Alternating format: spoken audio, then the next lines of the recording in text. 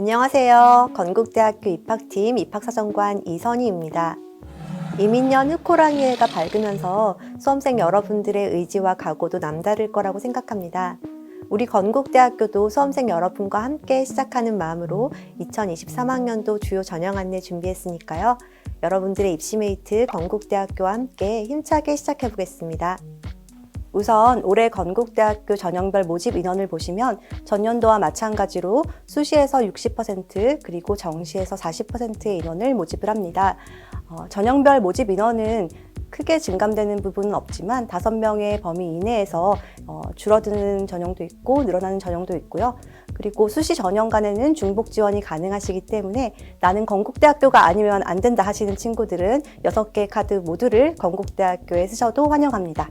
그리고 수능 최저학력 기준이 논술 우수자 전형에서만 적용이 된다는 점을 기억해 주시고요. 다음은 수시의 변경사항입니다. 먼저 교과 전형인 KU 지역균형 전형은 전년도에 교과 성적 100%로 학생을 선발하던 방식에서 올해는 교과 70%에 서류평가 30%를 반영을 하게 됐어요. 그리고 수능 최저학력 기준은 폐지를 했고요. 이렇게 서류평가를 반영한다는 것은 내신 성적만 우수한 학생을 건국대학교에서 뽑으려고 하는 것이 아니라 여러분들이 학교 생활에 충실도가 높고 성실한 학생들을 그리고 전공에 관심을 보인 학생들을 선발하고자 하는 그 의도가 반영되었다고 보시면 되겠습니다. 네, 사회통합 전형의 지원 자격이 기존 지원 자격뿐만 아니고 경찰 공무원의 자녀까지도 지원이 가능하시게 되었습니다. 사회통합 전형과 특성화 고교 졸업자 전형의 전형 방식이 바뀌었는데요. 전년도에는 1단계 서류평가에서 3배수의 학생을 걸러서 2단계 때 면접을 보고서 학생을 선발했었는데 올해는 과감히 면접을 폐지했습니다. 그래서 서류평가 70%와 교과성적 30% 일괄 합산으로 학생을 선발을 하게 되었습니다. 면접 준비하랴 또 지방에서 면접 보시려고 서울로 올라오시랴 고생했던 수험생 여러분들 이제 면접으로 인한 부담 조금 덜 수 있겠죠? 지금 화면에서 보시는 바와 같이 국수, 영사과 그리고 한국사의 전 과목을 가중치 없이 100% 반영을 하게 되는데요. 단 예체능 계열에서는 국어 50%, 영어 50%만을 반영을 하고요. 교과 전형과 종합 전형에서는 진로 선택 과목을 반영을 할 때 단순히 기계식으로 산출해내는 방식이 아니라 여러분들이 공부하셨던 내용을 바탕으로 해서 서류평가에서 정성평가를 하게 된다는 점 기억해 주시기를 부탁드리겠습니다. 또 하나 KU 논술 우수자 전형을 준비하시는 친구들은 자연계 과학 논술이 폐지가 되었기 때문에 올해부터는 자연계 친구들은 수리 논술만 준비를 잘 해주시면 되겠습니다. 그리고 실기 실적 전형 중에 KU 체육특기자의 경우에 육상의 지원 자격 일부가 변경이 되었는데요. 이거는 자세한 내용을 모집 요강에서 확인 부탁드리겠습니다. 다음으로는 정시 변경 사항인데요. 먼저 군 변경이 다소 있습니다. KU 융합과학 기술원 산하의 4개 학과에서는 기존의 다군에서 모집하던 것에서 나군으로 변경이 되었고 산업디자인학과는 반대로 나군에서 다군으로 변경이 되었습니다. 그리고 영상영화학과는 나군에서 가군으로 변동이 되었습니다. 수능 KU 일반 학생의 예술디자인대학 예체능 계열 수능 반영 방법이 변경이 되었는데요. 국어를 50% 반영하던 것에서 비중을 10% 낮춰서 40%로 반영을 하게 되었고 반대로 영어 성적 비중은 15%에서 25%로 높아진 점 기억해 주세요. 지금부터는 전형별로 전형 방법에 대해서 안내하도록 하겠습니다. 학생부 교과 전형인 KU 지역균형 전형은 올해 341명을 모집을 하는데요. 전형 방법을 보시면 교과 성적 70%를 정량평가로 반영을 하고요. 30%는 서류평가, 정성평가를 반영을 하게 됩니다. 제출 서류로는 학교생활 기록부와 학교장 추천 명단이 있는데요.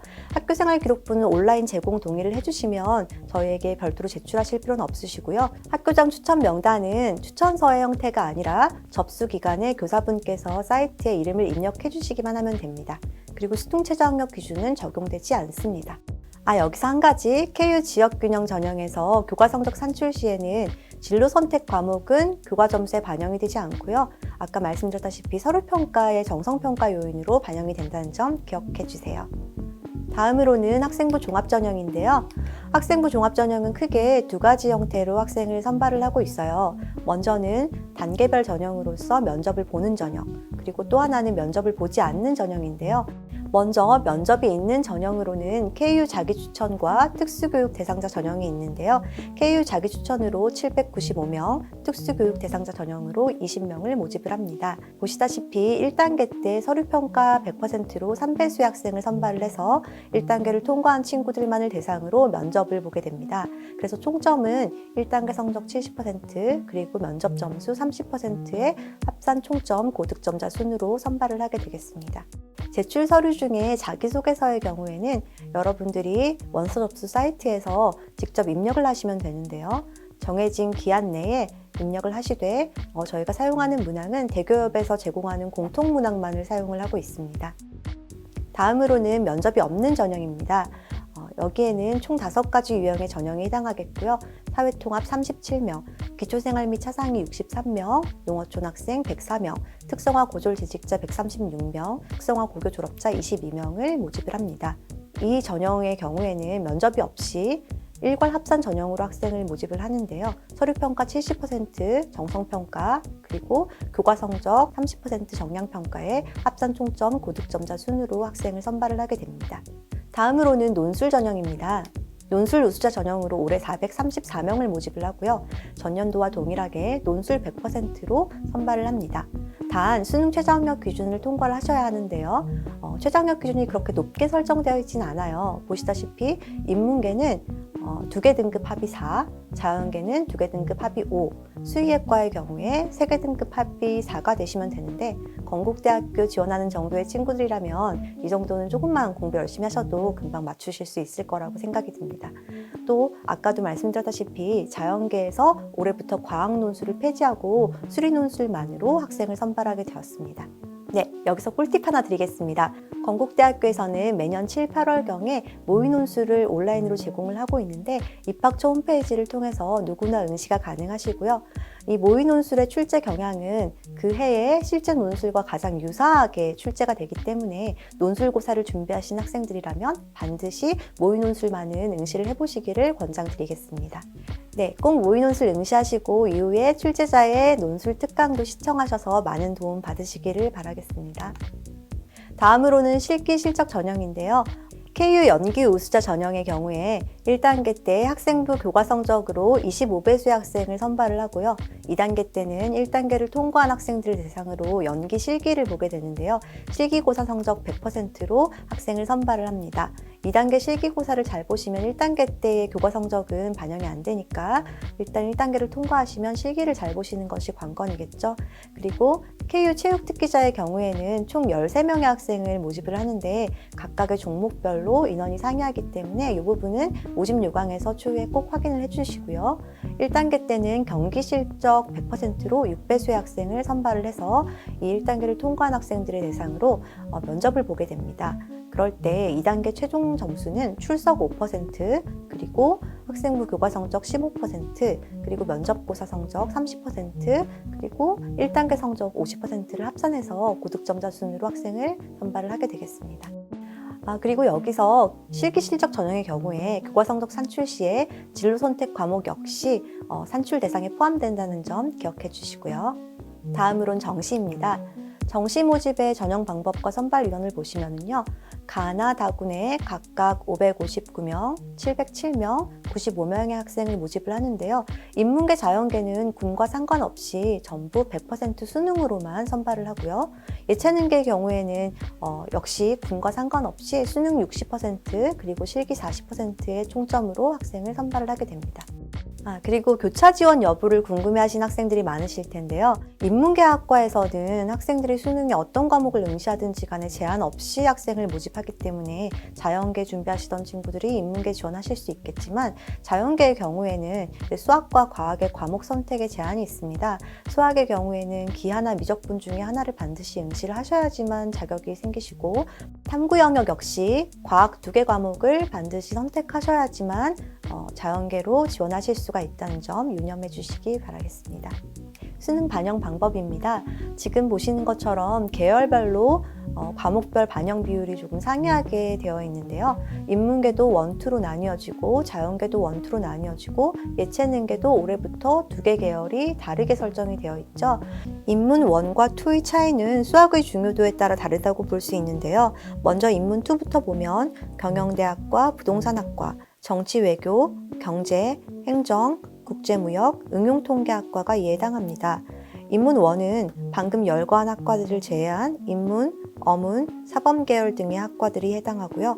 인문 2 학과들은 대학에 들어와서 공부할 때 수학 기초가 필요한 학과들이기 때문에 인문 1에 비해서 수학 반영 비중이 5% 더 높은 대신에 국어는 5% 더 낮게 설정되어 있어요.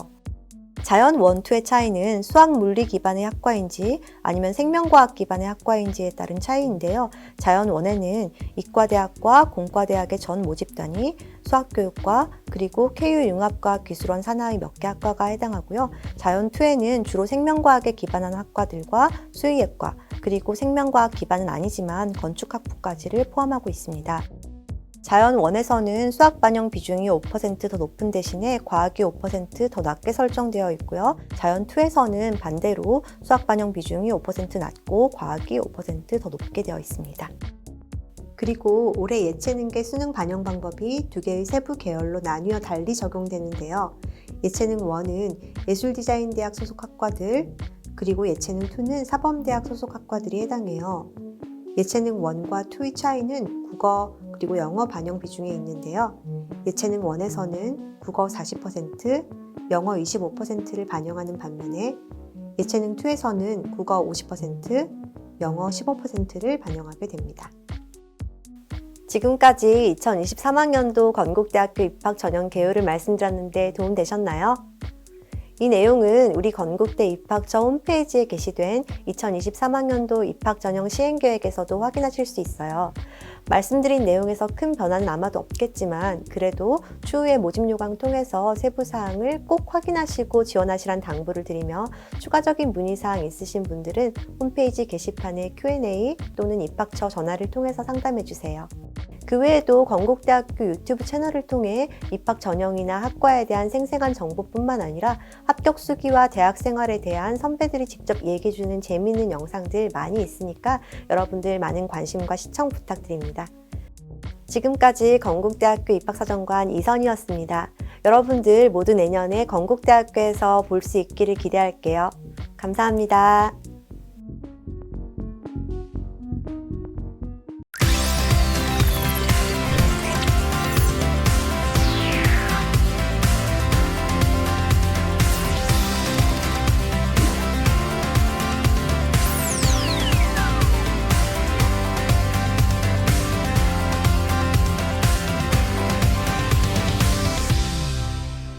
안녕하세요. 오늘은 2023학년도 건국대학교 학생부 위주 전형에 대해서 말씀드리겠습니다. 학생부 교과 전형과 학생부 종합 전형을 준비하는 학생들에게 도움이 되기를 바랍니다. 학생부 교과 전형은 전형 방법이 바뀌었고 학생부 종합 전형에서는 평가 요소와 평가 항목이 바뀌었으니 이 부분을 잘 염두하시고 강의를 들으시면 좋을 것 같습니다. 2023학년도 학생부 위주 전형에 대해서 안내드리겠습니다. 전형별 모집 인원을 확인하시면요. 학생부 교과 KU 지역균형 전형은 전년도보다 1명 늘어나서 341명 선발할 예정이고요. 학생부 종합의 대표적인 KU 자기추천 전형은 전년도보다 5명 증원돼서 795명 선발할 예정입니다. 학생부 교과 전형에 대해서 말씀드리겠습니다. 학생부 교과 KU 지역균형 전형은 전년도와 비교해서 전형 방법이 크게 바뀌었습니다. 첫째, 수능 최저학력 기준이 폐지가 되었고요. 정성평가 요소가 도입이 되었습니다. 그래서 학생부 교과 70%와 서류평가 30%를 합산해서 일괄 합산으로 선발할 예정입니다. 정성평가가 추가되었기 때문에 이 부분에 대해서 숙지해 주시면 좋을 것 같고요. 제출 서류는 학교생활 기록부로만 평가를 할 예정입니다. 자기소개서는 받고 있지 않고 학교장 추천 명단을 제출하셔야 되는데 자세한 추천 방법에 대해서는 입학처 홈페이지에 게재가 될 예정이오니 참고하시면 좋을 것 같습니다. 정성평가에서 평가하는 항목으로는 학교생활기록부의 교과학습 발달 사항만 정성평가로 진행이 됩니다. 학생부에 있는 다른 항목들은 평가에 반영되지 않는다라고 아시면 좋을 것 같고, 평가 요소 및 평가 항목으로는 학업 역량과 진로 역량 두 가지 평가 요소로만 평가할 예정입니다. 이 평가 요소와 평가 항목의 자세한 내용은 학생부 종합전형에서 다시 한번 설명을 드리겠습니다. 학생부 종합전형에 대해서 자세하게 안내를 드리겠습니다. 건국대학교의 학생부 종합전형은 두 가지 전형 방법으로 구성되어 있습니다. 단계별 전형과 일괄 합산 전형으로 구성되어 있는데요. 단계별 전형에는 대표적인 학생부 종합전형으로 KU 자기추천 전형과 특수교육 대상자 전형을 단계별 전형으로 선발합니다. 단계별 전형은 1단계에서 서류평가 100%로 3배수의 인원을 선발하고 그 학생들을 대상으로 해서 면접평가를 진행을 합니다. 그럼 2단계에서는 1단계 성적 70%와 면접평가 점수 30%를 합산해서 최종 선발 인원을 선발합니다.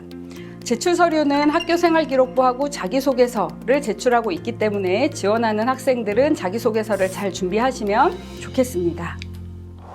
일괄합산 전형은 고른기회 전형에 해당이 됩니다. 사회통합, 기초생활 및 차상위, 농어촌 학생, 특성화 고교 졸업자, 특성화 고졸 재직자에 해당되는 전형이 여기에 해당이 되고요. 전형 방법은 서류평가 70%와 학생부 교과 30%를 합산해서 선발을 합니다. 서류평가는 정성평가 70이고요. 학생부 교과는 내신 등급을 정량으로 반영하는 거 30%가 합산된다라고 보시면 되고, 여기에서도 제출 서류는 학교생활기록부하고 자기소개서가 해당이 됩니다. 건국대학교에서 학생부 종합전형으로 선발하고자 하는 학생들의 인재상은 다음과 같습니다. 3년 동안 고등학교 생활을 주도적으로 성실하게 보낸 학생, 또 고교에서 진로를 적극적으로 탐색하고 이와 관련한 활동과 경험을 통해서 성장한 학생, 그리고 고등학교 생활의 충실성을 바탕으로 우리 건국대학교에 입학해서도 충분히 잠재력을 발현할 수 있는 학생을 학생부 종합전형으로 선발하고자 합니다. 본인이 이런 학생이라고 생각되신다고 하면 자신감을 갖고 학생부 종합전형에 지원하시면 좋을 것 같습니다. 네, 가장 중요한 학생부 종합전형에서의 서류평가 평가 요소와 항목에 대해서 말씀드리겠습니다. 학업 역량, 진로 역량, 공동체 역량으로 평가 요소가 3가지로 줄어들었습니다. 평가 요소별로 배점이 있고요. 300점, 400점, 300점으로 1000점 만점으로 평가가 되고, 건국대학교에서는 평가 요소별로 7등급으로 학생들을 평가하고 있습니다. 그럼 자세하게 학업 역량부터 살펴보겠습니다. 학업 역량은 대학 교육을 충실히 이수하는 데 필요한 수학 능력을 의미하고요. 학업 성취도, 학업 태도, 탐구력으로 구성되어 있습니다. 각 평가 항목에서 평가하고자 하는 세부 평가 내용을 중심으로 말씀드리겠습니다.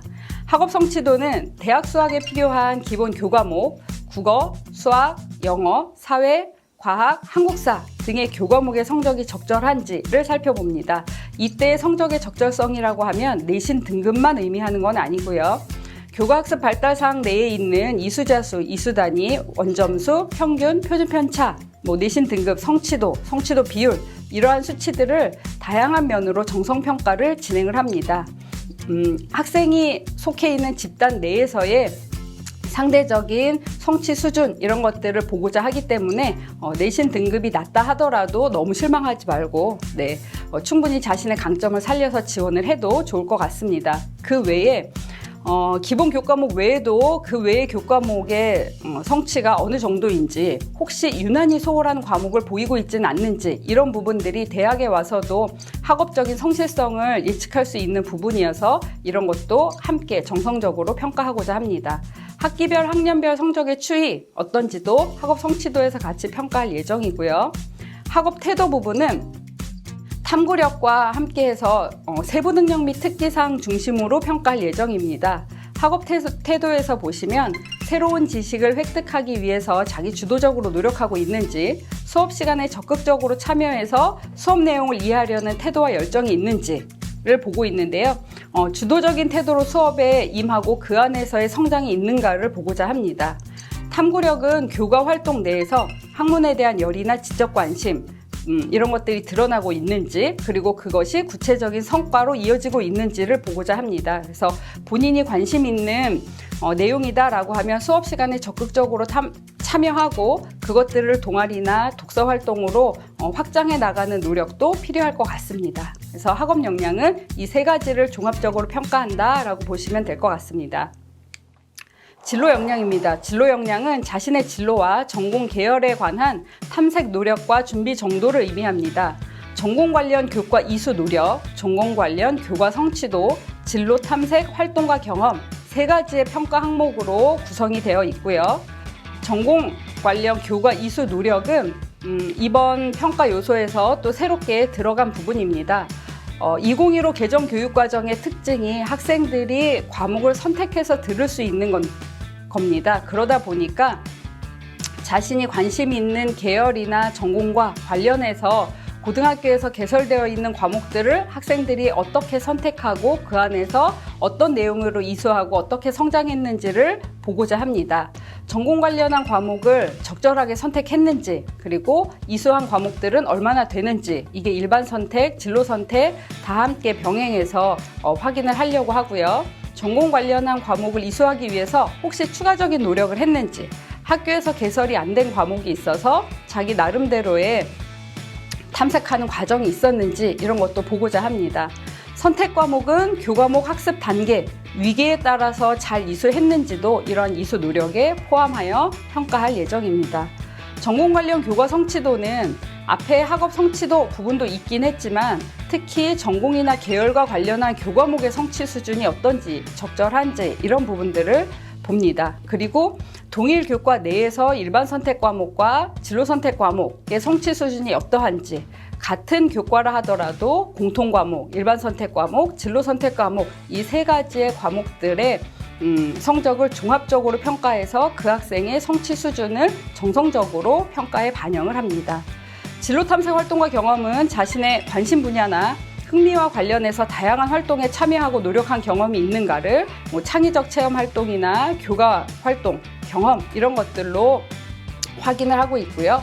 교과 활동이나 창의적 체험 활동에서 관심을 가지고 탐색한 경험이 있는지를 종합적으로 같이 확인을 할 예정입니다. 마지막으로 공동체 역량입니다. 공동체의 일원으로서 갖춰야 할 바람직한 사고와 행동을 의미하고요. 협업과 소통 능력, 나눔과 배려, 성실성과 규칙 준수, 리더십으로 구성되어 있습니다.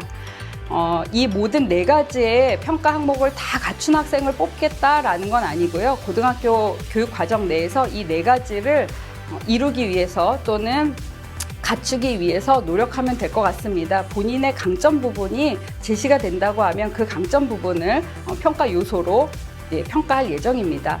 협업과 소통 능력은 구성원의 협력을 통해서 공동의 과제를 수행하고 완성한 경험이 있는지를 보려고 하고요. 나눔과 배려는 학교 생활 속에서 나눔을 실천하고 타인을 배려한 그런 구체적인 경험이 있는가를 살펴봅니다. 성실성과 규칙 준수도 학교 내에서 맡은 역할에 최선을 다하고 또는 공동체가 정한 규칙이나 규정을 잘 준수하고 있는가를 평가합니다. 리더십은 공동체 목표 달성을 위해서 계획하고 실행을 주도한 경험이 있는가, 또는 구성원들의 인정과 신뢰를 바탕으로 참여를 이끌어내고 조율한 경험이 있는가를 보려고 합니다. 단순히 리더십은 회장을 했는지 안 했는지 여부와는 상관없이 이러한 역량이 있다라고 하면 충분히 제시하여 긍정적으로 평가받을 수 있을 것입니다. 이상으로 세 가지 평가 요소에 대해서 말씀드렸고요. 학생부 종합전형에서는 기본적으로 다수다단계 평가 절차를 유지하여 평가를 진행을 합니다. 서류평가 전에 회피 배제 또는 유사도 외부 경력 의심 문구, 지원 자격 심사의 다양한 과정을 통해서 학생들을 한 번 더 스크리닝하고 있고요. 서류 평가에서는 2명의 평가자가 1명의 학생의 서류를 독립적으로 평가를 합니다. 그리고 일정 점수 차이가 벌어졌을 경우에는 재평가위원을 다시 선정해서 그 학생의 서류를 다시 평가하고 있고, 재평가까지 이루어진 여러 개의 점수 중에 최대 최소 점수를 빼고 나머지의 점수가 그 학생의 서류평가 점수가 됩니다. 여러 단계에 걸쳐서 여러 명의 평가위원이 한 학생의 평가에 관여하고 있기 때문에 한 평가자의 영향력을 최소화시키는 역할을 하면서 공정성을 유지하고 있다라고 보시면 되겠습니다. 자기소개서는 대기업 공통 문항을 사용하고 있습니다. 건국대학교는 3번 자율문항을 사용하고 있지 않기 때문에 2개의 문항만 작성을 하시면 되고요. 첫 번째는 자신의 진로와 관련해서 어떤 노력을 했는지, 의미가 있는 학습 경험과 교내 활동은 무엇인지를 작성을 하시면 되는데요. 작성별 팁을 드리면 첫 번째 문항에서 지원 동기도 함께 기술이 되면 좋을 것 같습니다. 저희가 자율문항이 없다 보니까 1번에서 이 친구가 이 학과에 이 계열에 왜 지원했는지가 학습 경험과 같이 제시되었을 때 그 학생을 이해하기가 훨씬 더 좋더라고요. 그래서 1번 문항에 지원 동기, 지원하는 모집 단위와 관련한 탐색 과정 이런 부분들로 자신의 특성을 제시하시면 좋겠습니다. 2번 문항은 단체, 공동체를 위해서 노력한 거, 배운 점 이런 것들을 기술을 해주시면 좋고요. 결과 여부와 상관없이 그 과정 속에서 자신이 느끼고 배운 것들을 중심으로 작성을 하시거나 아니면 본인이 기여한 점 이런 것들이 드러날 수 있도록 구체적으로 작성을 해주시면 좋을 것 같습니다. 마지막으로 면접평가입니다. 면접평가는 올해는 대면 면접을 원칙으로 해서 진행을 할 예정입니다. 하반기에 코로나가 많이 심해지지 않는다라고 하면 대면 면접을 계속 유지할 생각인데요. 2명의 평가자가 한 학생을 10분 동안 면접을 합니다. 그랬을 때 면접에서 블라인드 면접이기 때문에 성명, 수험번호, 출신 고교 이런 것들이 나타나지 않도록 수험생은 주의를 하셔야 되고요. 개별 면접에서의 평가 내용은 학교 생활기록부와 자기소개서 내에 있는 내용으로 질문을 진행하기 때문에 오시기 전에 자신이 제출한 서류의 내용을 잘 숙지하고 오시는 게 좋겠습니다. 면접평가에서의 평가 요소와 평가 항목은 서류 평가 요소와 평가 요소는 동일합니다. 학업 역량, 진로 역량, 공동체 역량으로 평가하는데 안에 세부 평가 항목은 서류 평가보다는 조금 더 줄어들었습니다. 그래서 이런 내용들로 종합적으로 면접에서는 5등급으로 학생들을 평가한다라고 알고 계시면 좋을 것 같고요. 저희 입학처 홈페이지나 가이드북에 보시면 전년도 각 학과별로 어떤 질문들이 있었는지 질문의 예시를 학과별로, 계열별로 다 제시하고 있으니 관심 있는 학생들은 찾아서 확인하시고 준비하시면 좋겠습니다. 이제 학생부 종합전형에 대해서 다 안내를 드렸는데요. 더 자세한 사항으로 궁금하신 내용이 있다라고 하면 입학처 홈페이지에 들어오시면 평가 항목에 대한 부분, 가이드북, 그리고 전공 체험 관련한 학과 안내서 이런 것들이 다 올라가 있으니까 참고하셔서 준비하시면 좋을 것 같고요. 또 이렇게 유튜브를 통해서 각 전형별로 준비 방법들을 안내하고 있으니까 꼭 찾아서 들으시고 건국대학교를 준비하는데 도움을 받으시면 좋겠습니다. 이상으로 건국대학교 학생부 위주 전형에 대해서 안내드렸습니다. 건국대학교를 준비하고 있는 학생들에게 도움이 되기를 바라고요. 내년에는 꼭 건국대학교 캠퍼스에서 만나기를 바라겠습니다. 감사합니다. I know a girl who's so fine, she's running laps around my heart. She's more than perfect, she's not the type to go play a part. She came and killed my whole life, and just like Mike Tyson, now I'm here seeing stars. I could take all of my time just trying to describe her, I don't know where to start. All my life I knew she's my baby, I can't hide it, making me crazy. Sometimes I close my eyes and dream about when we met in high school, and I've been trying to tell her this lately. She's more father rock in the 80s. I think about her when I sleep, like back when we were 17.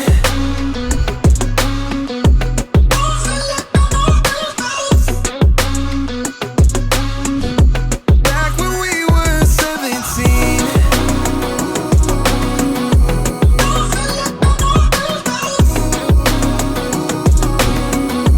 Back when we were 17. I don't want nobody else, and I can't keep it to myself. Girl, you know you got me dreaming.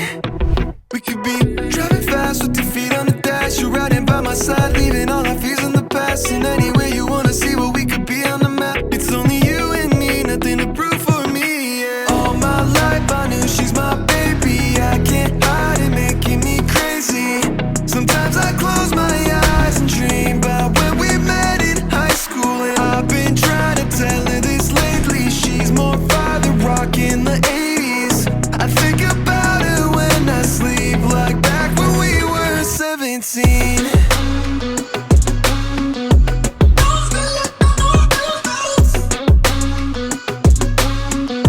Back when we were 17.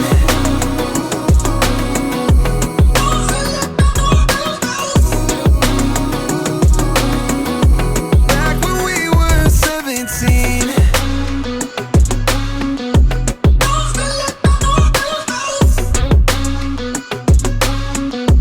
Back when we were 17.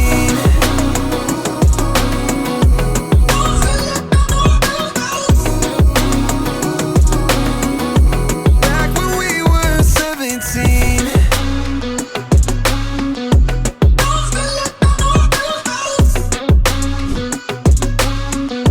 Back when we were 17.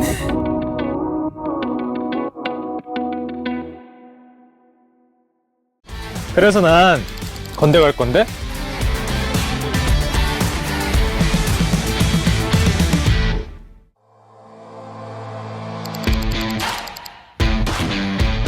나?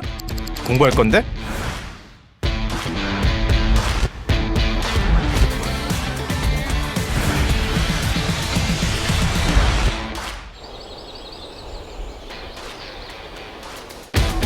누구보다 치열하게, 누구보다 진지하게 우정을 배우고 사랑을 연습할 거야.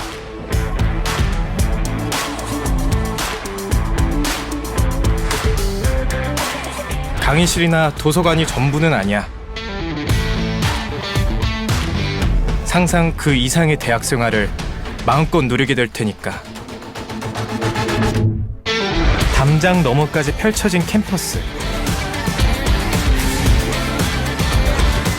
학점도 스펙도 좋지만 책이 가르쳐주지 않는 진짜 세상을 배우고 싶어. 건대에선 잘 노는 것도 인생 공부. 그래서 난 건대 갈 건데?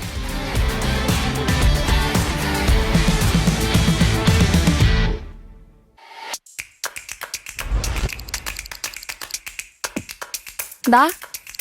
놀아볼 건데?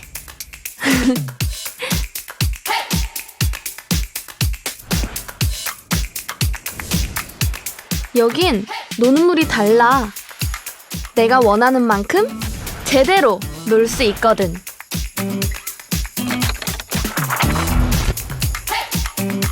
뭔가에 미쳐본 적 있어? 짧은 청춘, 내 모든 것을 걸고 화려하게 불태워 볼 거야. 후회 같은 건 남기고 싶지 않으니까. 시시하게 놀고 싶지 않다면? 누구보다 열정적일 자신이 있다면? 끝장을 봐야 하는 너라면? 답은 이미 나왔어. 건대에선 공부마저 힙하지. 그래서 난 건대 갈 건데?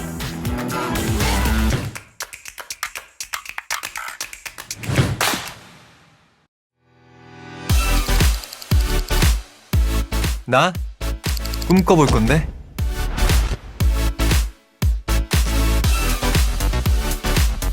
한우물만 파라고? 한눈 팔지 말라고? 왜 그래야 돼? 눈앞에 펼쳐진 선택지가 이렇게 많은데. 잘 봐. 내가 어디까지 갈 수 있는지, 내가 무엇까지 할 수 있는지 거침없이 도전해봐. 가능성을 발견해봐. 한계를 시험해봐. 지금이 바로 그때야. 건대에선 모든 도전이 곧 나의 미래.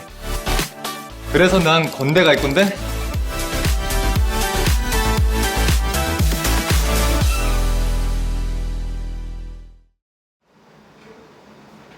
안녕하세요. 온라인 KU 전공 탐색에 참석하신 분들 반갑습니다. 저는 교육공학과 20학번 권민경입니다.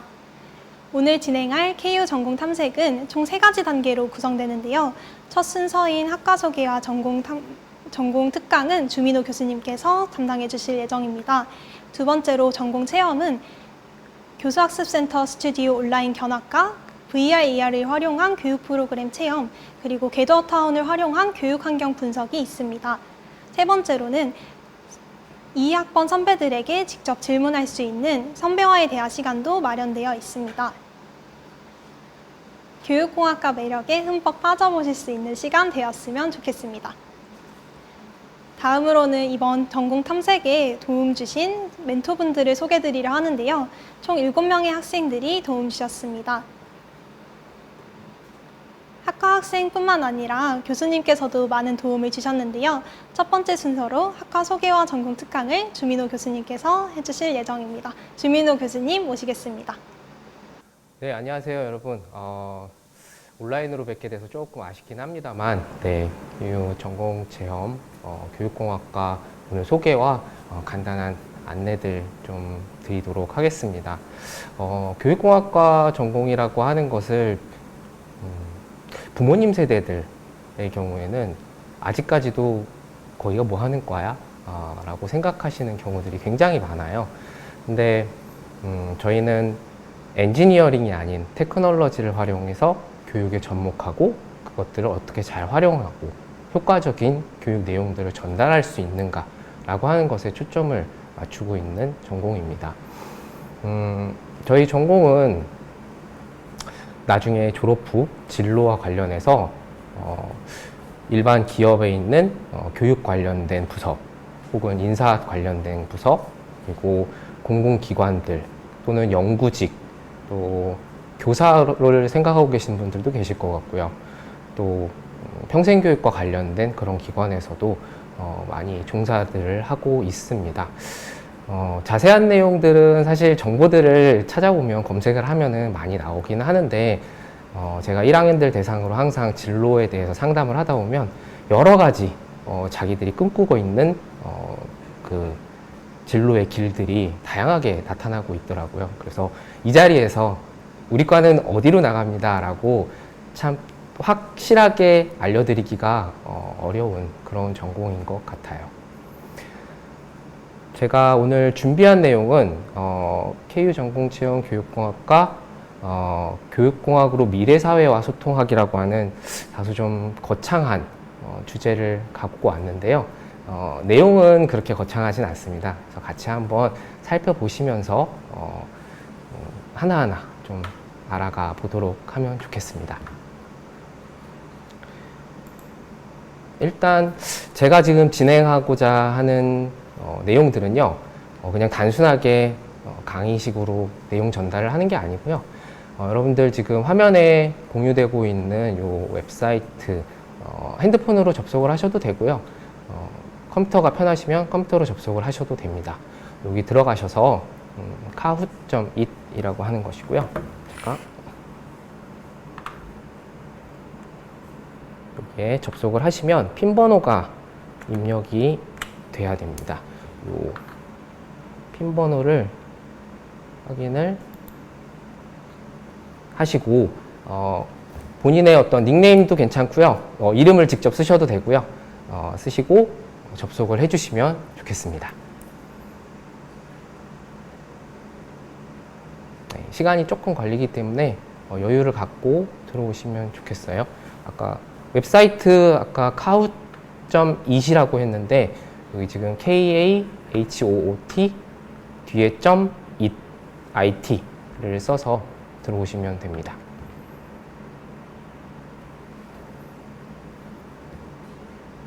네, 제가 조금 기다리도록 할게요. 네, 한 분씩 들어오고 계시네요.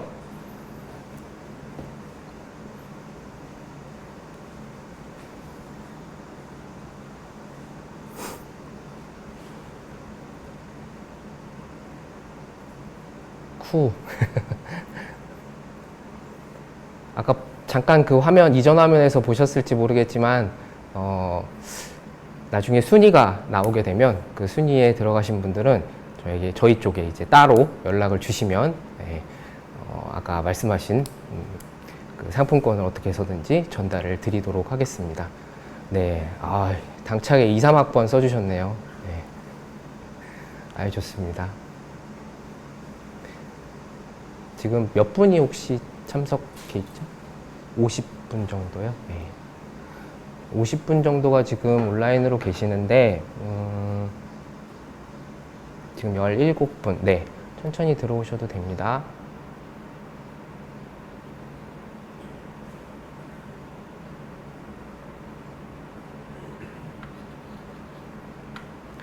나중에 제가 50분이 지금 계시는데 50분이 다 참석을 못할 가능성도 있어요.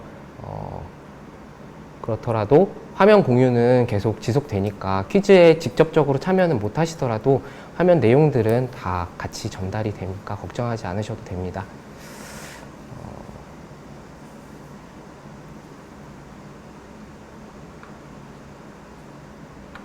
네, 한 20초 정도만 더 기다려보고 시작을 할까요? 네, 경북공국교공 예비 23. 네, 아주 좋습니다. 저도 만나 뵙고 싶네요.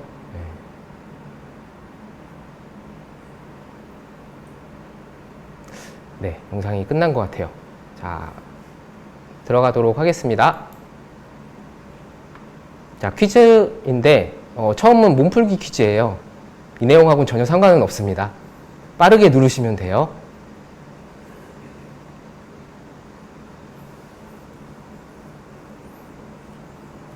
저는 이름이 뭘까요?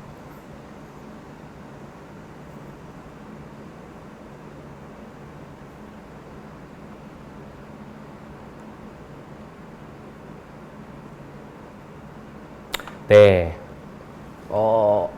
네. 제가 지금 화면이 좀 멀리 있어서 자세히 잘 안 보이는데, 그래도 많은 분이 정확하게 제 이름 맞춰주셨네요. 아까 슬라이드 화면에서 잠깐 나왔었고, 제가 소개를 안 드렸는데, 네. 이걸 안 보여드렸군요. 제가 쏩니다. 제가 좀 죄송스럽지만, 네. 이민호 배우님, 최민호 가수님, 그리고 주호민 작가님, 네. 이렇게 세 분과 제 이름을 같이 넣어놨습니다. 이민호, 최민호 씨는 저희 학교에서 공부를 했었던 건대 동문이에요.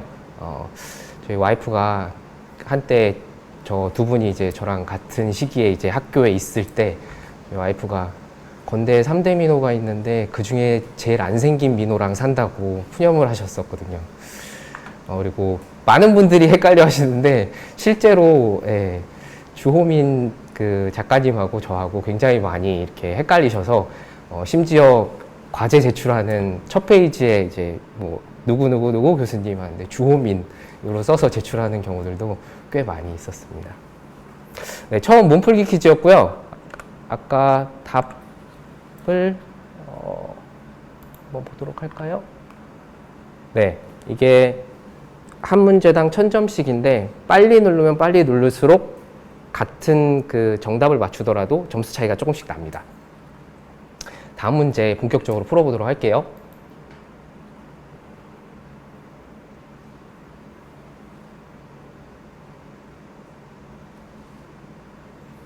네, 답 누르는 속도가 빨라졌어요. 네, 자, 한번 보도록 할까요? 잠시만요. 마우스가 어디가 있죠? 네. 자, 일단은 결과는 네, 이렇게 순위가 조금 변동이 있었습니다. 자, 내용을 한번 살펴보도록 할게요.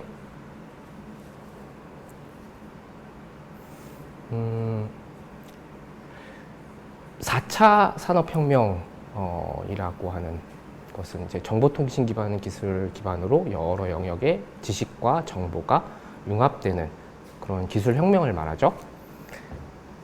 퀴즈에 나와 있었던 설명이었었던 컴퓨터와 인터넷 기반의 지식 정보 혁명이라고 하는 것은요, 3차 산업혁명이라고 명명을 하고 지식이 기반이 되는 사회, 즉 지식 기반 사회라고 불려왔었어요.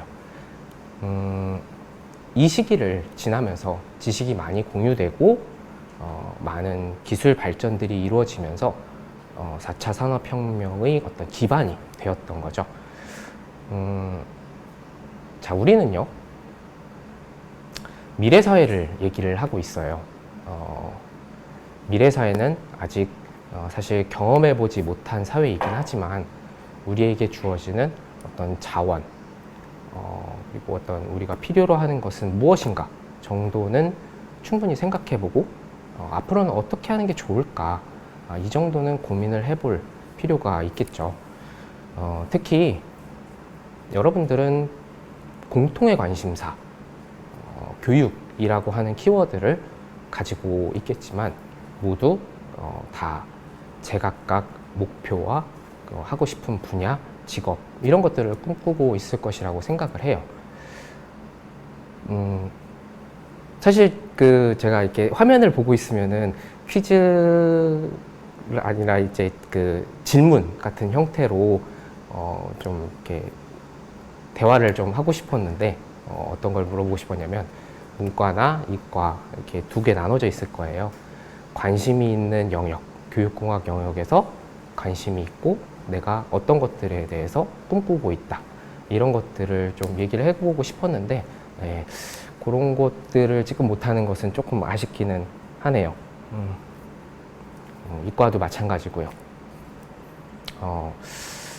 사실 굉장히 다양한 분야를 다루고 있어요. 다양한 분야를 교육으로 접목해서 아우를 수 있는 학문 분야가 바로 교육공학 분야가 아닐까라고 생각을 해요. 그렇지 않으면 여러분들이 전공체험 신청하셨을까요? 아니겠죠. 네. 뭔가 내가 하고 싶은 것에 대한 가능성이 있다고 판단되니까 선택을 한 게 아닌가 싶습니다.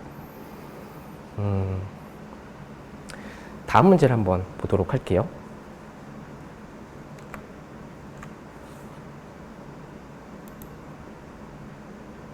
네.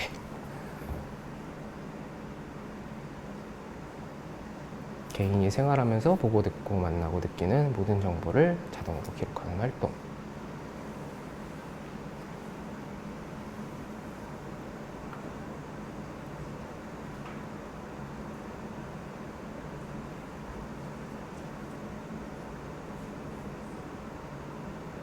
네, 세 번째 답이 뭐였죠? 하얀색 글씨라서 잘 안 보이는데 오답이 조금 많긴 하네요. 답은 라이프 로깅이었고요. 일단 스코어를 한번 보도록 하겠습니다. 네.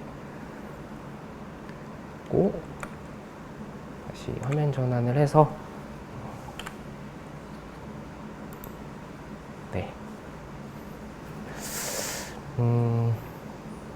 문제에 대한 답을 설명하기 이전에요. 4차 산업혁명이 가져올 미래의 모습 4가지 중에 첫 번째를 한번 살펴보도록 할게요.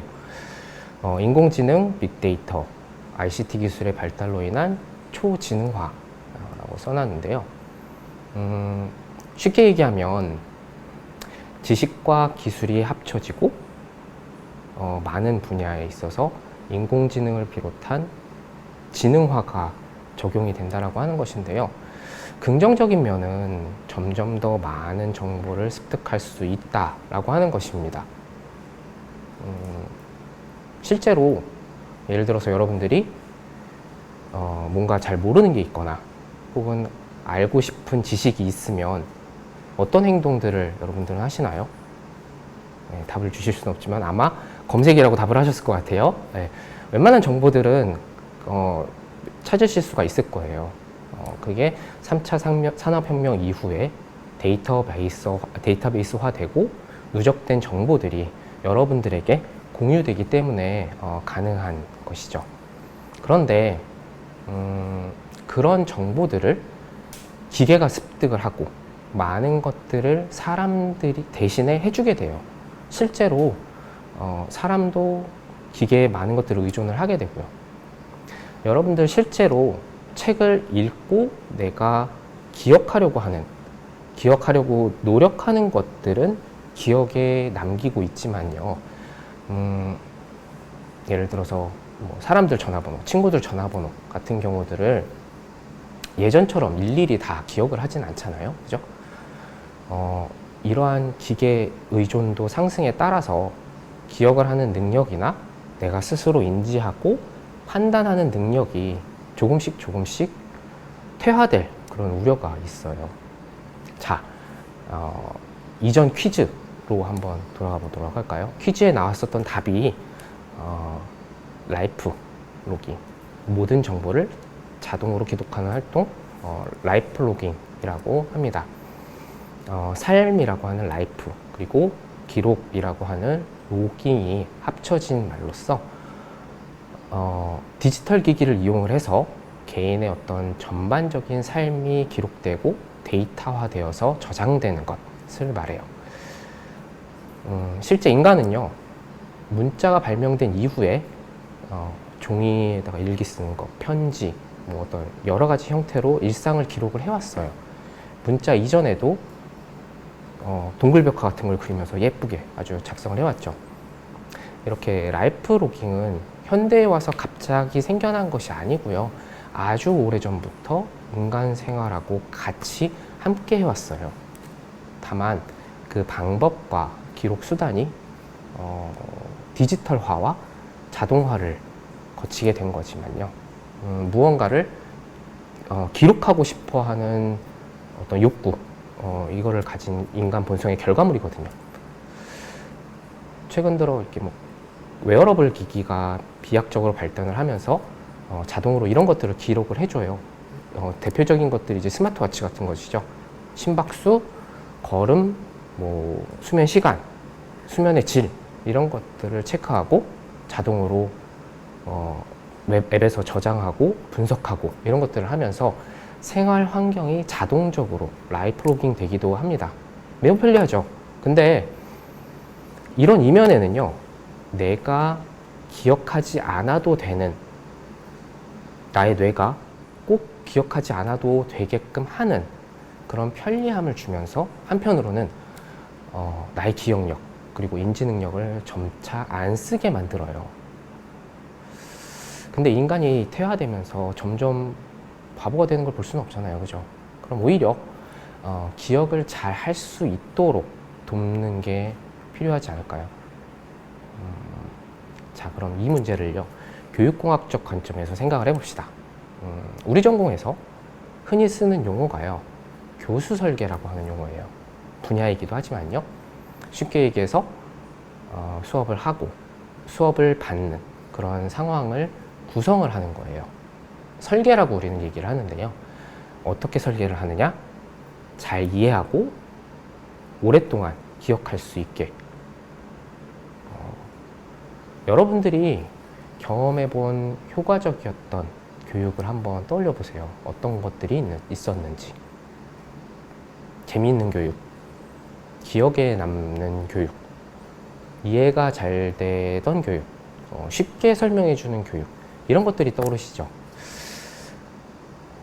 미래 생활에서 꼭 필요한 이런 것들을 고민하는 전공, 교육이 인공지능으로 대체될 수도 있겠지만요, 이런 창의적인 것들을 개발하는 것, 이런 것들도 미래에서도 인간의 몫이지 않을까 싶습니다. 다음 문제 한번 풀어볼까요?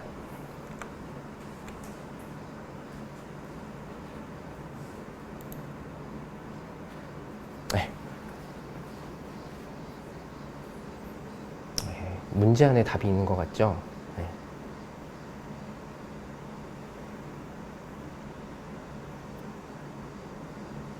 요게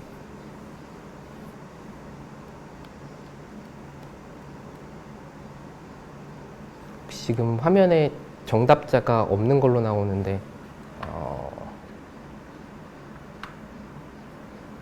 지금 전송이 잘 되고 있는 거겠죠? 아, 그렇군요. 네, 일단 답은 블록체인이고요. 지금 뭐 전달 상태가 썩 좋지가 않은 것 같습니다. 실시간인데 이게 방송하고 연결되는 그 중간에 시간이 조금 차이가 나나 봐요. 네, 좀 양해를 부탁드립니다.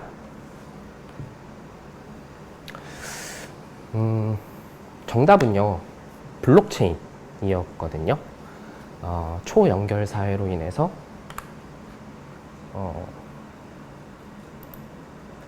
해킹 사생활 침해들이 높아질 수 있는데 이런 것들을 보완할 수 있는 기술로 블록체인을 개발 상용화하고 있어요. 우리나라에서는 블록체인을 언론에서 가장 많이 보도했었던 가상화폐를 대부분 떠올리시게 될 것 같아요. 좀 부정적인 인식도 함께 가지고 있죠.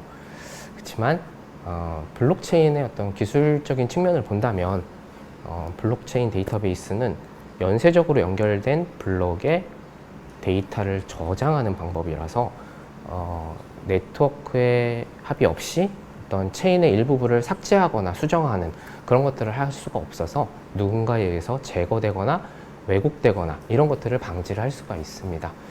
아무튼 모든 것이 다 연결되어 있는 형태이거든요. 그와 마찬가지로 모든 것이 서로 연결되어 있는 초연결 사회를 접하면서 해킹, 사생활 침해 이런 우려라고 하는 부정적인 부분도 있을 수 있겠지만요. 이 또한 기술적으로 보완이 꾸준히 일어날 것이라고 보고요. 여기서는요, 반대로 긍정적인 면을 한번 살펴볼까요? 우리는 모두 코로나를 겪고 있죠.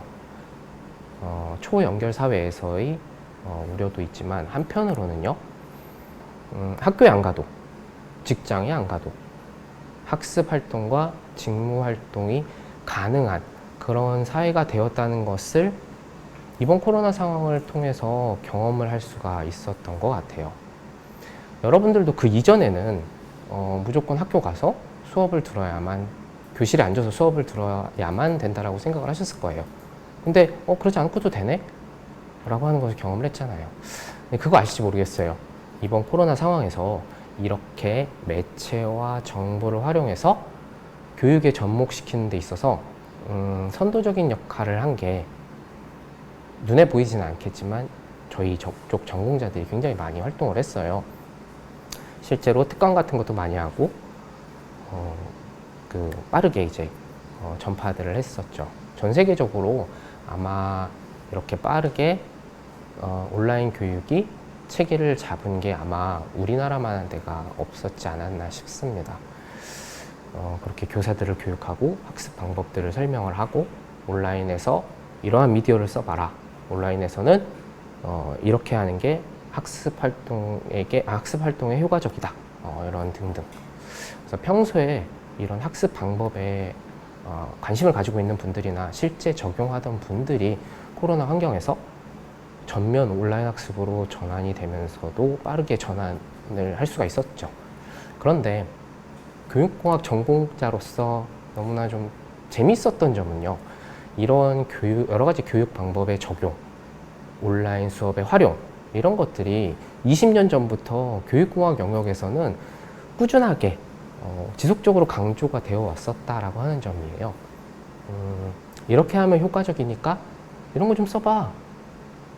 온라인도 오프라인 못지않게 충분히 효과적이야 라고 해왔으나 보편화가 잘 안 됐던 어려움이 있었어요. 근데 그거를 코로나가 한 방에 해결은 아니고요, 바꿔주었어요. 앞서 잠깐 얘기 드렸지만 이런 지속적인 진화, 교육 방법의 진화에는 교육공학이 아주 밀접하게 관련이 되어 있어요. 그리고 이번 코로나로 인해서 전 세계인들이 경험을 해보고 인식의 변화가 찾아오게 되었죠. 집에서 공부해도 가능하네. 집에서 일해도 동료들이랑 같이 코워크할 수 있구나. 이런 인식 변화는 그 변화된 환경을 받아들이느냐 거부하느냐를 결정짓는 데 굉장히 중요한 원인이 될 수 있는데, 코로나가 바꿔준 교육 환경의 변화는 앞으로의 미래 교육에 있어서 교육공학이 얼마나 많은 일을 해야 하는지를 보여주었었던 것 같습니다. 네. 다음 문제 한번 풀어볼까요?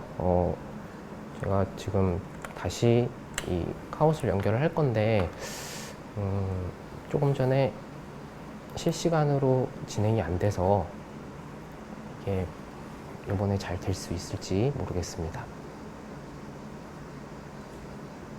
이번에는 정답자가 나오네요.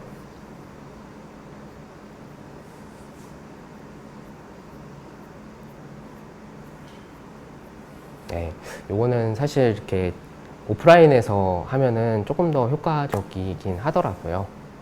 총 8분이 대답을 해주셨는데요. 네, 클라우드 서비스 잘 답을 해주셨고요. 부동 에리와 2위를 유지하고 있네요. 네.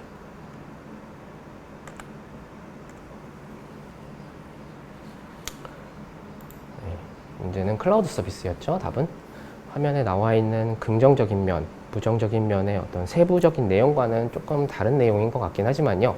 제가 드리고 싶은 말은요. 공유 정보를 통한 협업이라고 하는 개념입니다. 흔히 팀플이라고 얘기를 하죠.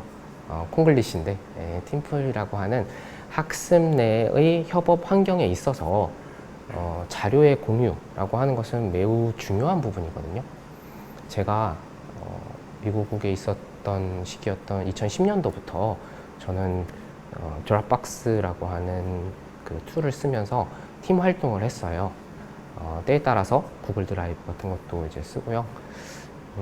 학부생들도 활용을 하는 경우가 있기는 한데 보는 것 같은데 또 많이 이용되지는 않고 있는 것 같더라고요. 아마 나에게 맡겨진 과업의 진행 단계, 완료 단계가 아니라 진행 단계를 보여주고 싶지 않은 게 아닐까 싶긴 한데요.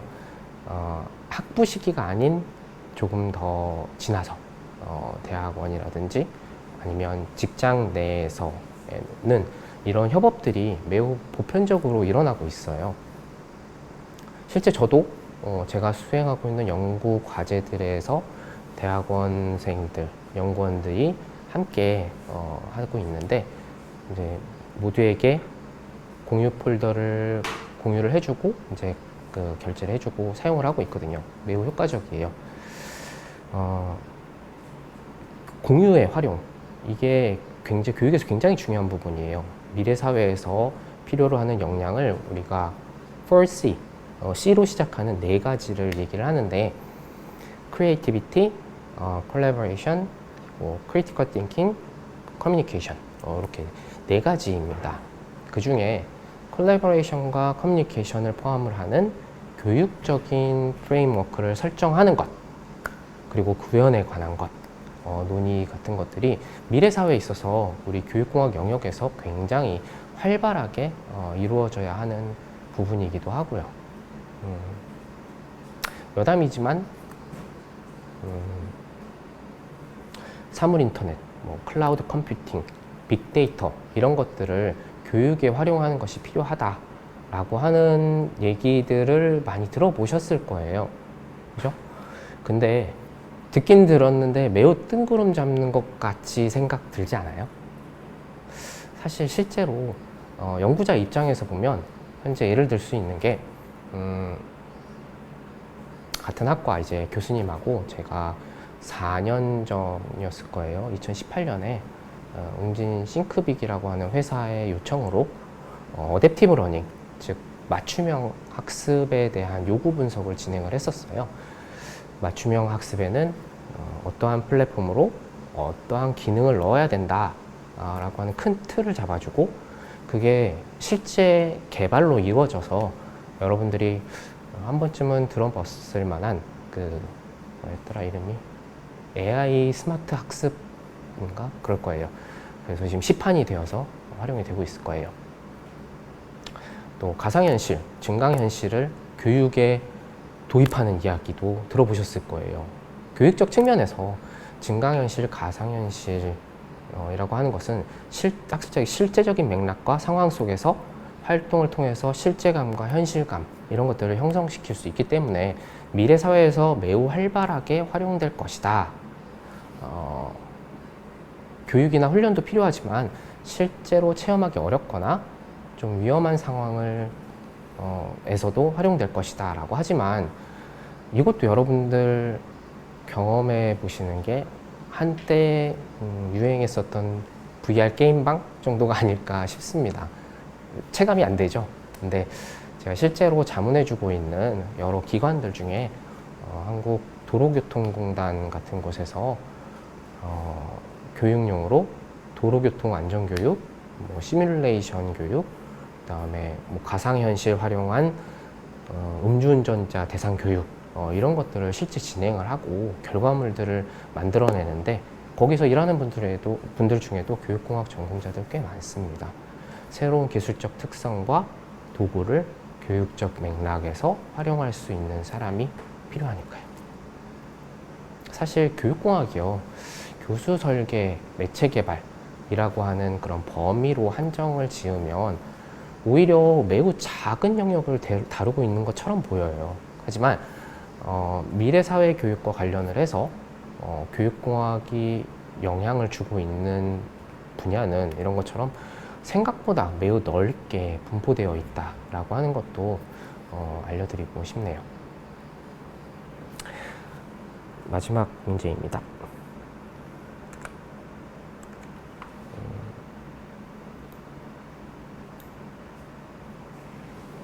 마지막 6번째 문제입니다.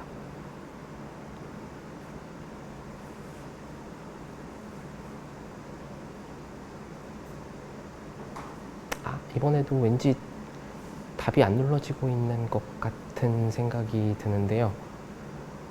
그렇네요. 에러 메시지가 나왔네요. 세 분. 요거를 알고 있었으면 이렇게 좀 시간을 좀 여유를 두었을 텐데. 네, 그 와중에 오답자가 굉장히 많네요. 정답은 디지털 트윈이고요. 잠시만요. 이 마우스가 어디 갔을까요?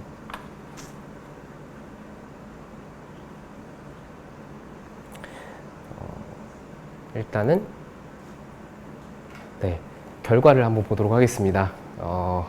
결과 네, 지금 참여하신 분들 중에 3등부터 2등 그리고 1등까지 이렇게 포디움이 네, 이 코알라인가요? 곰돌인가요? 코알라 같이 생겼는데 네, 이렇게 지금 마무리가 되었고요. 요 분들은 나중에 어떻게 하면 될까요?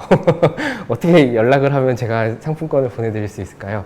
네, 어떻게 해서든지 저희가 이걸 찾아서 전달을 할 수 있도록 하겠습니다. 일단은 여기까지 이거는 하고요. 다시 내용으로 돌아가 보도록 하겠습니다.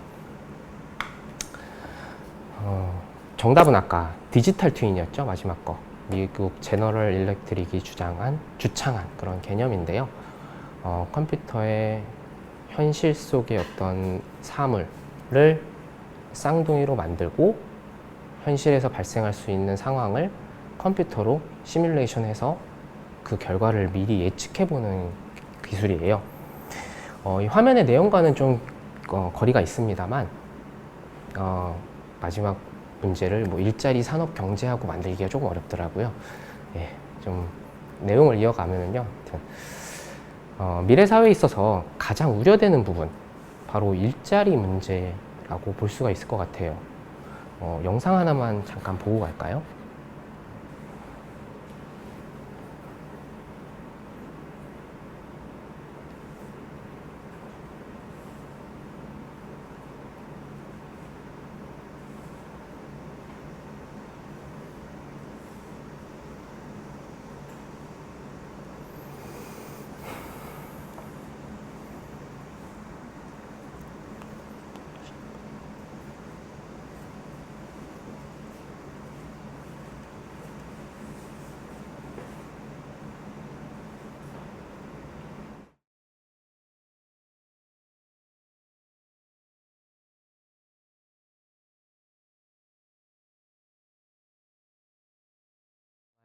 듣고만 있었습니다. 네.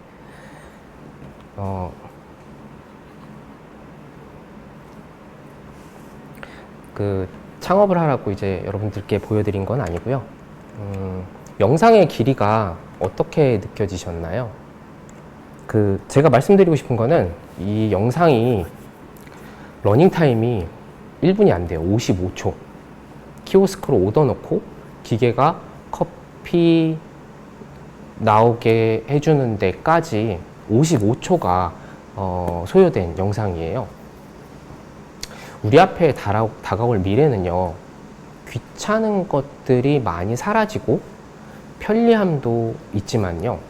한편으로는 그러한 것들을 대체해주는 기계들이 활성화되고 우리의 일자리를 위협하는 일들이 발생하게 될 수도 있다라고 하는 거죠. 특히 제조업이나 단순 노동의 경우에 자동화 공정을 보면 많은 것들이 이제 기계를 활용을 하고 있죠. 그래서 대학들도 개인들도 매우 고민을 많이 하고 있는 부분이 졸업 후 취업을 하는 영역이 나중에 기계에 의해서 줄어들지 않을까라고 하는 우려들을 가지고 있는 거죠. 교육공학 영역은 그러면 어떤가? 교육공학이 매우 많은 영역을 포함하고 있지만 그중 대표적인 건 역시 뭐니 뭐니 해도 교수 설계이거든요. 교육 프로그램 설계, 개발.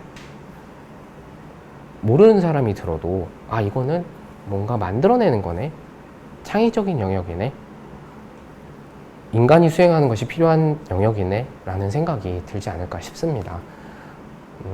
그래서 앞으로의 미래에 대한 키워드 4가지 정도 우리가 변화될 우리에게 찾아올 변화된 상황에서의 모습 4가지에서 모두 다 저희 전공과 관련되지 않은 것이 없을 정도로 굉장히 교육과 관련된 영역에서는 많은 것들을 앞으로 해야 되는 그러한 전공이라고 한 번 더 설명을 드리고 싶네요. 네, 일단 제가 전달해 드리고자 하는 내용은 거의 전달을 드린 것 같고요. 제가 시간이 거의 끝나지 않았나 싶습니다. 그죠? 네, 사실 뒤에 이 여러분들하고 같이 이제 상호작용할 수 있는 슬라이드를 하나 더 만들어 놨는데 요거는 지금 시간 관계상 하기가 어려울 것 같고요. 저 밑에 있는 2가지 나에게 교육공학이란 4차 산업혁명 시대에서의 교육공학의 역할, 이걸 한번 여러분들께 얘기를 들어보고 싶었는데 그거까지는 진행을 하기가 조금 어려울 것 같네요. 아무튼 잘 준비하시고요. 아까 그 닉네임으로 써놓은 것처럼 근데 교공 23학번으로 들어오실 수 있는 그리고 저를 같이 만날 수 있는 그런 일이 생겼으면 좋겠습니다. 감사합니다. 네, 교수님 좋은 말씀 감사합니다. 아까 카오키즈 1, 2, 3등분은 수료증 발급을 위한 사전 신청자인 경우에는 캡처 화면을 담당 사정관 선생님께 함께 보내주시면 저희가 인원을 파악하도록 하겠습니다. 네, 교수님 덕분에 미래 사회와 교육공학에 대해서 조금은 알게 되셨을 거라고 생각하는데요. 이제 본격적으로 전공 체험을 시작하도록 하겠습니다. 저희 교육공학과는 이러닝 제작과 관련이 깊은데요. 교육공학과 학생들이 어떻게 이러닝을 제작하는지 또 어디서 제작하는지 영상과 함께 살펴보시죠.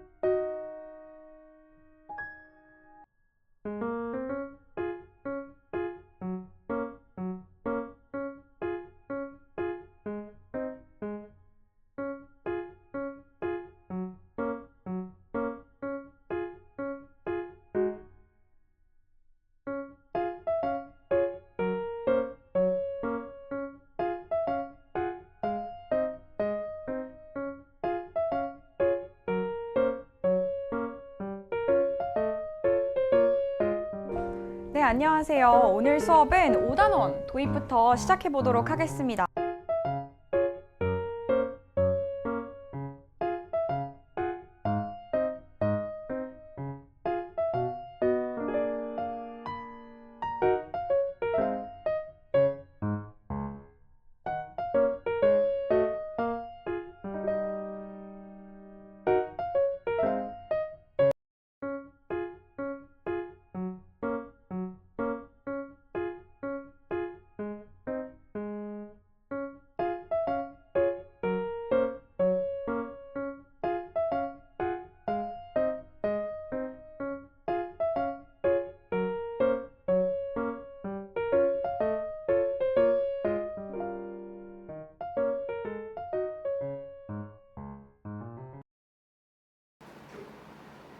네, 영상 잘 보셨나요?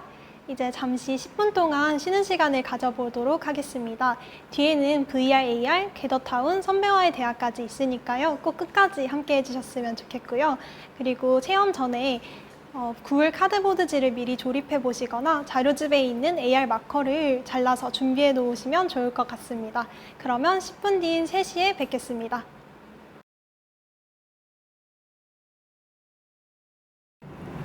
안녕하세요. 전공체험에서 전공체험을 진행하게 된 김주환입니다. 여러분, 교육공학이라는 학문이 변화하는 미디어와 기술에 맞춰서 빠르게 변화한다는 거 알고 계시죠?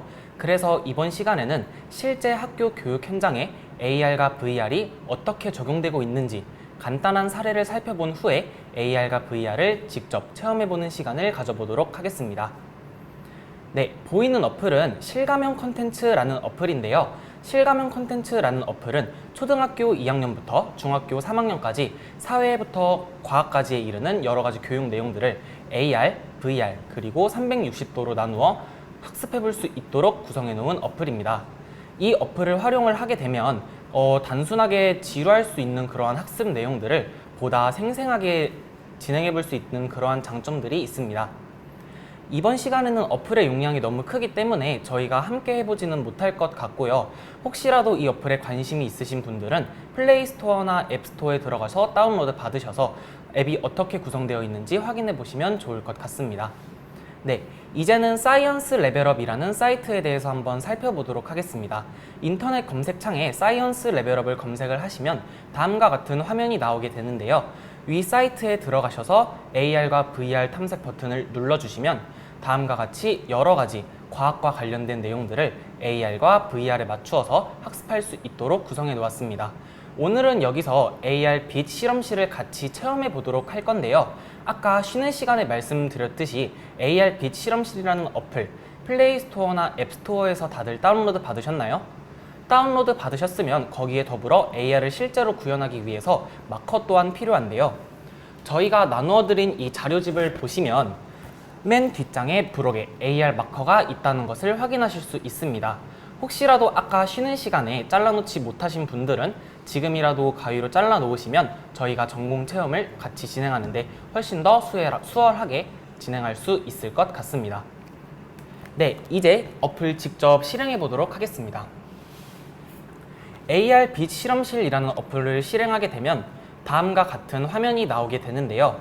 위의 화면에서 상단 오른쪽 X 버튼을 누르시면 다음과 같이 학습 목차가 나오게 됩니다.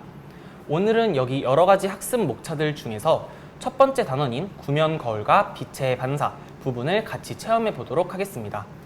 목차를 누르고 밑에 있는 미션 시작 버튼을 누르시면 다음과 같이 카메라가 실행이 되게 됩니다.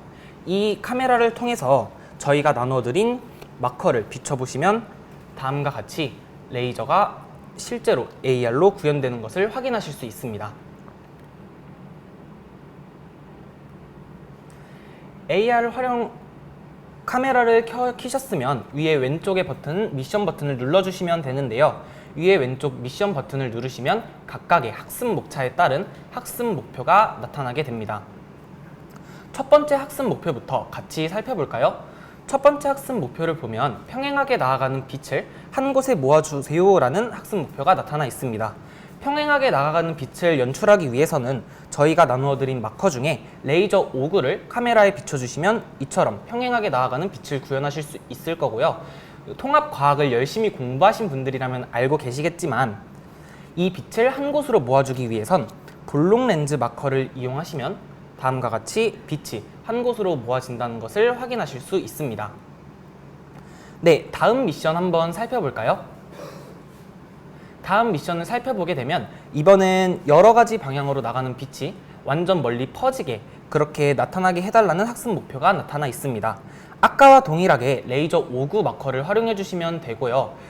렌즈만 오목 렌즈로 이렇게 바꿔주시면 평행하게 나아가는 레이저가 여러 가지 방향으로 퍼지게 된다는 것을 확인하실 수 있습니다. 네, 이제 마지막 미션 한번 살펴볼까요? 마지막 미션은 레이저가 나아가다가 90도로 꺾이게 해주세요 라는 학습 목표를 가지고 있습니다. 이 학습 목표를 실행하기 위해서는 레이저 5구를 우선 레이저 1구짜리로 바꿔주시고요.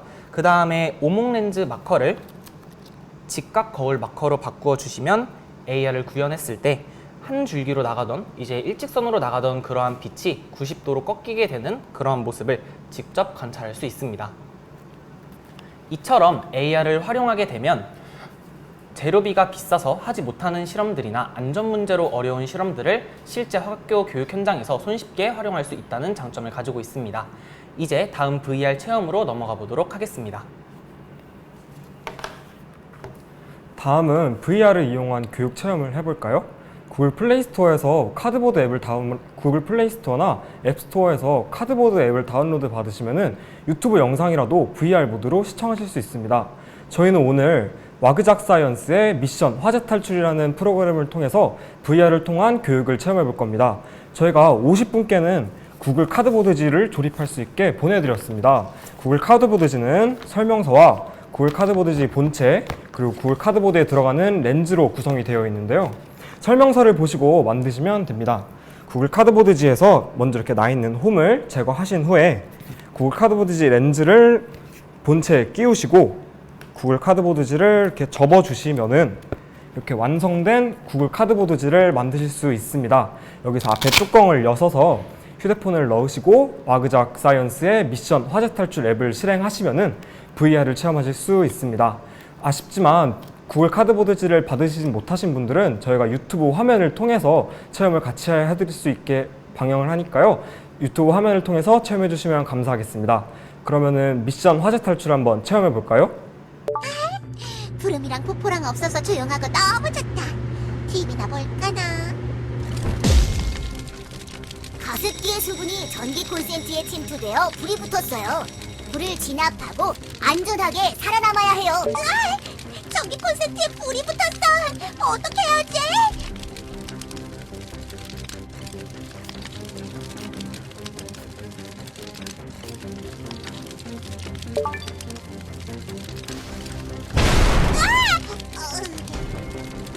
미션 실패! 전기와 물이 만나면 폭발과 감전을 일으켜 위험해. 미션 화재 탈출! 구름이랑 폭포랑 없어서 조용하고 너무 좋다. TV나 볼까나. 가습기의 수분이 전기 콘센트에 침투되어 불이 전기 콘센트에 불이 붙었어. 어떻게 해야지? 여기 장희동 상상빌라 301호인데요. 전기 콘센트에 불이 났어요. 빨리 와주세요.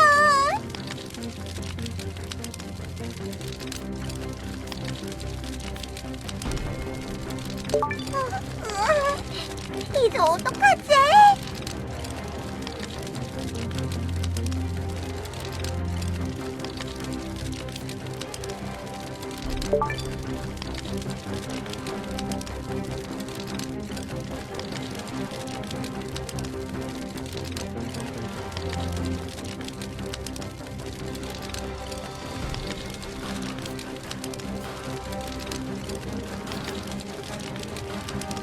소방대원 아저씨들이 잘 들어갈 수 있게 문을 열고 나가자.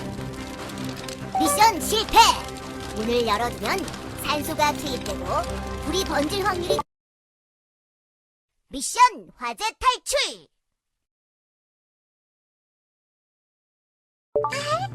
구름이랑 폭포랑 없어서 조용하고 너무 좋다. TV나 볼까나.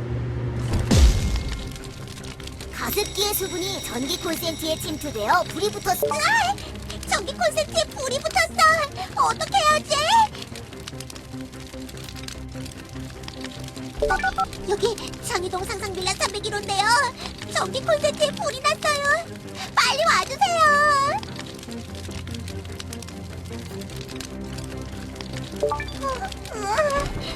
이제 어떡하지?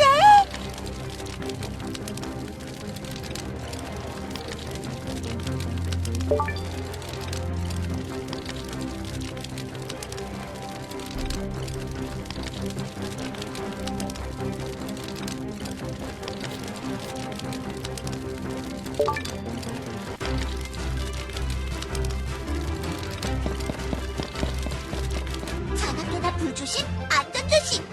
정말 큰일 날 뻔했어. 다행이야. 다치지 않아서 정말 다행이에요. 콘센트 주변은 먼지나 습기가 없도록 해야 하고 멀티탭은 개별 전원 스위치가 있는 것을 사용하는 것이 좋아요. 그리고 불이 났을 때 가장 중요한 것은 당황하지 않고 침착하게 대응하는 거예요. 세롬이가 아주 잘 대응했어요. 미션 성공! 전학계나 불 조심해야 해요. 이제 화재 예방법에 대해 알아볼까요?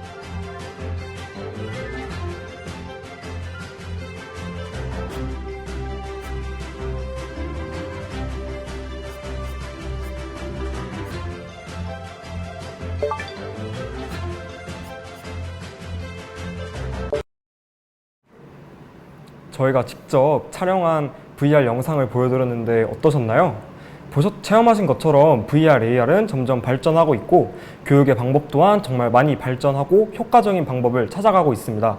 그리고 이러한 변화는 저희 교육공학이 이끌어가고 있습니다. 이제부터는 어떤 상황에서 어떤 교육공학 방법이 필요할지를 게더타운이라는 툴을 통해 알아볼 건데요. 이상으로 AR, VR 서상준, 김주환이었습니다. 감사합니다.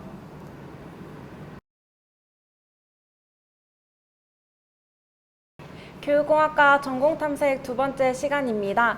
안녕하세요, 여러분. 네, 게더타운을 활용한 엉망진창 교육 현장 살펴보기를 진행하게 된 교육공학과 20학번 장은서, 20학번 나혜연입니다. 네, 앞서서 AR, VR을 활용한 교육 매체를 살펴보셨는데요. 이번에 저희와 함께 다양한 교육 현장에서 교육공학 개념이 어떻게 사용되는지 살펴보도록 하겠습니다. 네, 이를 위해서는 먼저 게더타운이라는 메타버스 플랫폼에 접속을 하셔야 하는데요.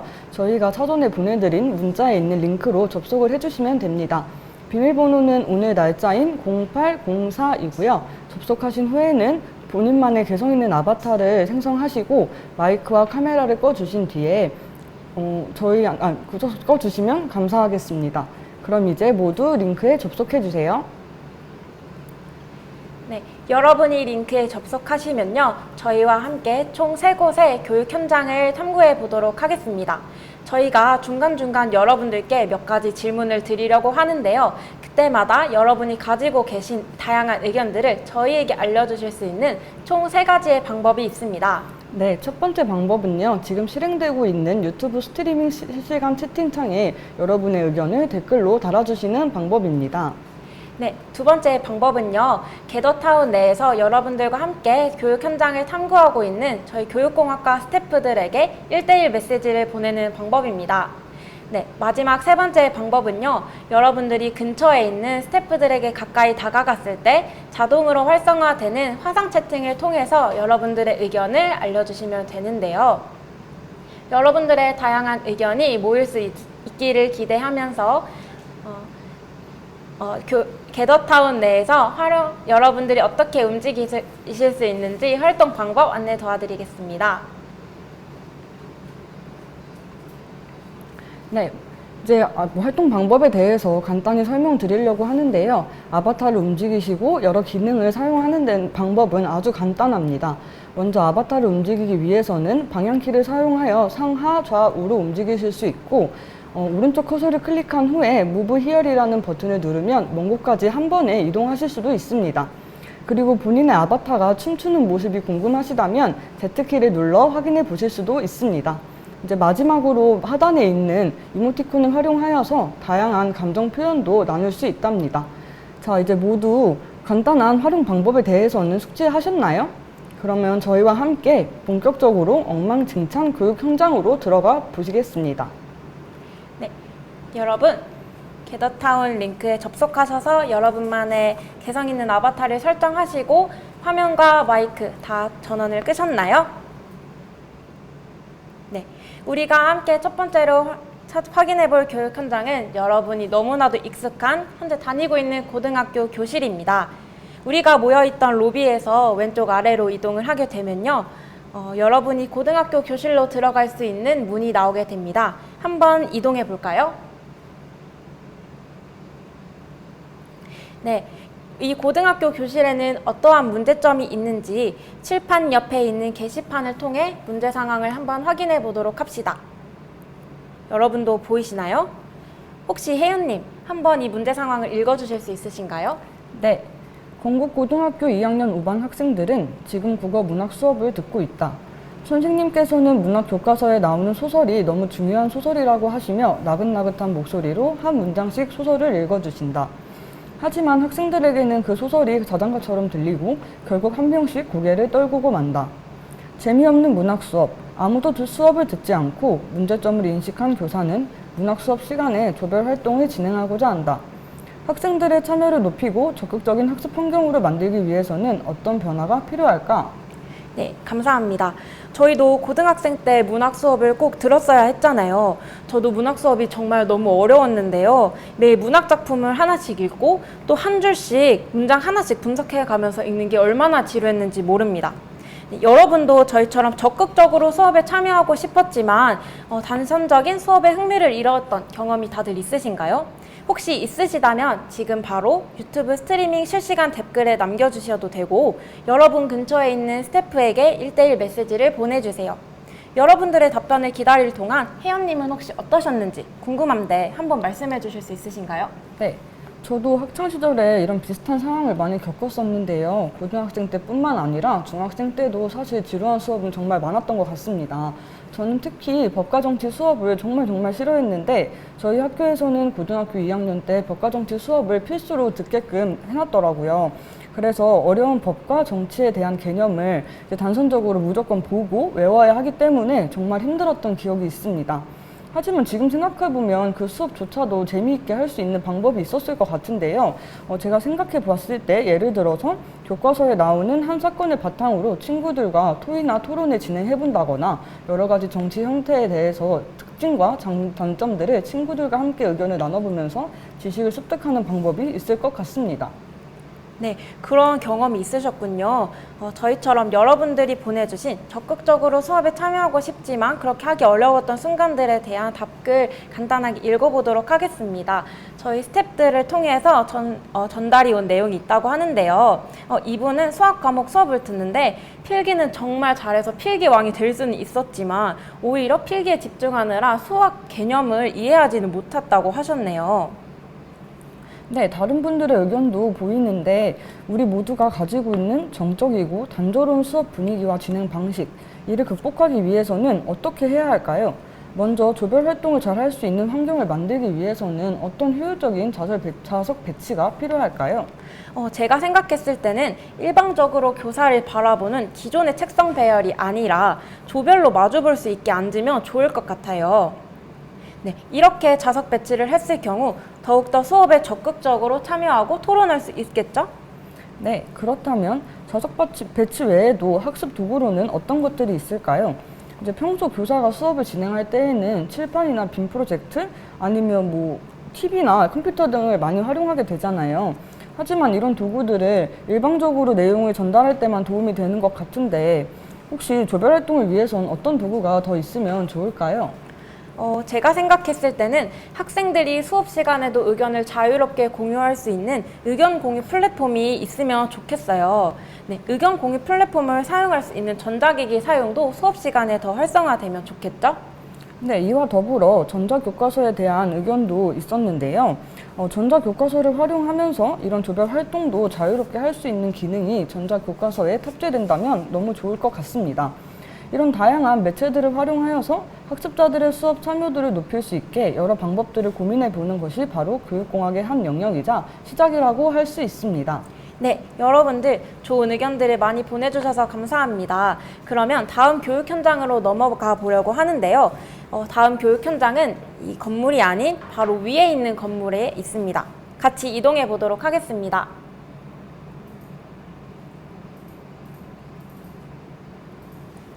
네, 학교를 빠져나와서 다시 광장을 지나 광장의 왼쪽에 있는 건물로 이동해 보도록 하겠습니다.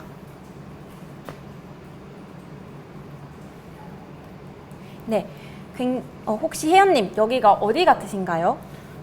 제가 보기엔 굉장히 회사 같아 보이는데요. 왠지 정장을 입고 출근해야 할 것만 같아요.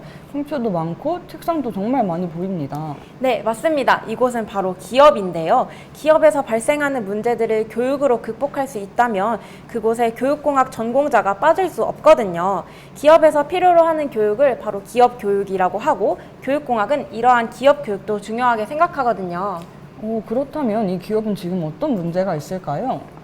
네, 기업에 문제가 있는 이 문제 상황을 저희가 기업 곳곳에 숨겨놓았습니다. 한번 살펴보시겠어요? 네, 혜연님 찾으셨나요? 네, 저는 여기 찾았는데 여러분도 혹시 찾으셨나요? 네, 찾으신 것 같아요. 그럼 혜연님 혹시 한번 읽어주실 수 있으신가요? 네, 세계 최고의 인공지능 로봇을 만들고자 설립된 세모기업. 그 기업 이념에 맞게 점차 성장하고 있고 입지를 단단하게 쌓아가던 세모기업이었으나 최근 갑작스런 중간층 관리자들의 잦은 퇴사로 인해 신입사원들과 이사님, 상무님 이렇게 높은 직급을 가진 고위층 관리자만이 남은 불균형 상태의 인력 구조가 형성되었다. 기업에 남아있는 부차장급 직원들은 실력 없이 자리만 차지하고 있는 형태가 된 것이다. 우수한 임원을 보조할 중간 관리자가 없는 형태다 보니 기업의 경영 전략이 하부 조직으로 자연스럽게 넘어가지 않게 되었다. 이를 해결하기 위해서 신입사원들의 능력을 단기간에 중간 관리자로 성장시킬 수 있는 교육 방법이 필요하다. 어떤 방법이 있을까? 네, 굉장히 어려운 상황이네요. 먼저 이 라이브를 보고 계신 여러분들은 고등학생이라 많이 당황하셨을 것 같아요. 이러한 기업 현장에도 교육이 필요하다고? 아니, 그것보다 갑자기 기업이 왜 나와? 많이 당황하셨죠? 하지만 교육공학에는 조직의 목표 달성을 위해 미래 인적 자원을 확보하고 개발하고 적절한 부서에 배치하고 그들의 능력을 평가하는 인적 자원 관리 방법도 연구하고 있습니다. 이를 HRD, HRM이라고 하는데요. 즉 좋은 인재를 개발하고 채용하여 회사에 좋은 인재가 머무를 수 있는 시스템을 개발하는 것이죠. 교육이라면 단지 학교와 같은 교육기관에서 진행되고 필요한 것이라고 생각할 수 있는데 사실은 기업 등 정말 다양한 곳에서도 교육은 굉장히 중요합니다. 네, 정말 신기합니다. 이런 교육 현장도 존재하고 교육공학에서도 이런 교육 현장에서의 교육에 관여하고 있다는 것이 정말 대단하다는 생각이 드는데요. 그렇다면 이전과 같은 엉망진창 기업 교육 현장은 어떻게 극복할 수 있을까요? 여러분은 어떻게 생각하시는지 답글을 많이 달아주세요. 일단 저는 신입사원들이 실제 자신이 해야 하는 일들을 수행하면서 중간관리자가 해야 하는 일도 경험해 볼 수 있도록 실제 문제 상황을 기반으로 한 교육활동을 진행해 볼 수 있을 것 같아요.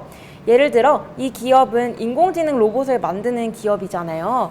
그런데 기업에서 로봇을 만들기 위해 필요한 부품의 가격이 너무 올라 완성품인 로봇의 가격도 오르게 된 이 상황을 제시하는 겁니다. 이를 극복할 수 있는 방법도 고안해 보라고 하는 거죠.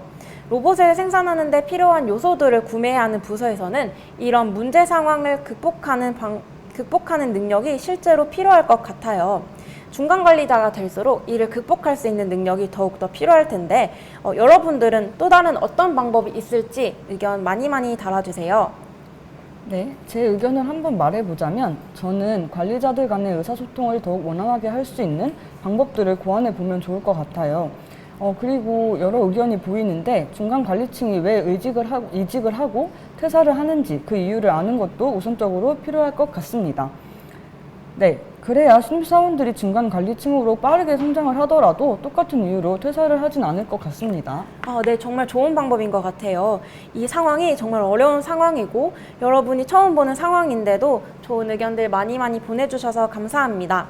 여러분께서 보내주신 의견들을 바탕으로 기업이 잘 성장할 수 있으면 좋겠습니다.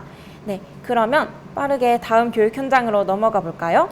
네, 이번에는 어떤 엉망진창 교육 현장이 나올지 기대가 되는데요. 네, 한번 다음 교육 현장으로 넘어가 보도록 하겠습니다.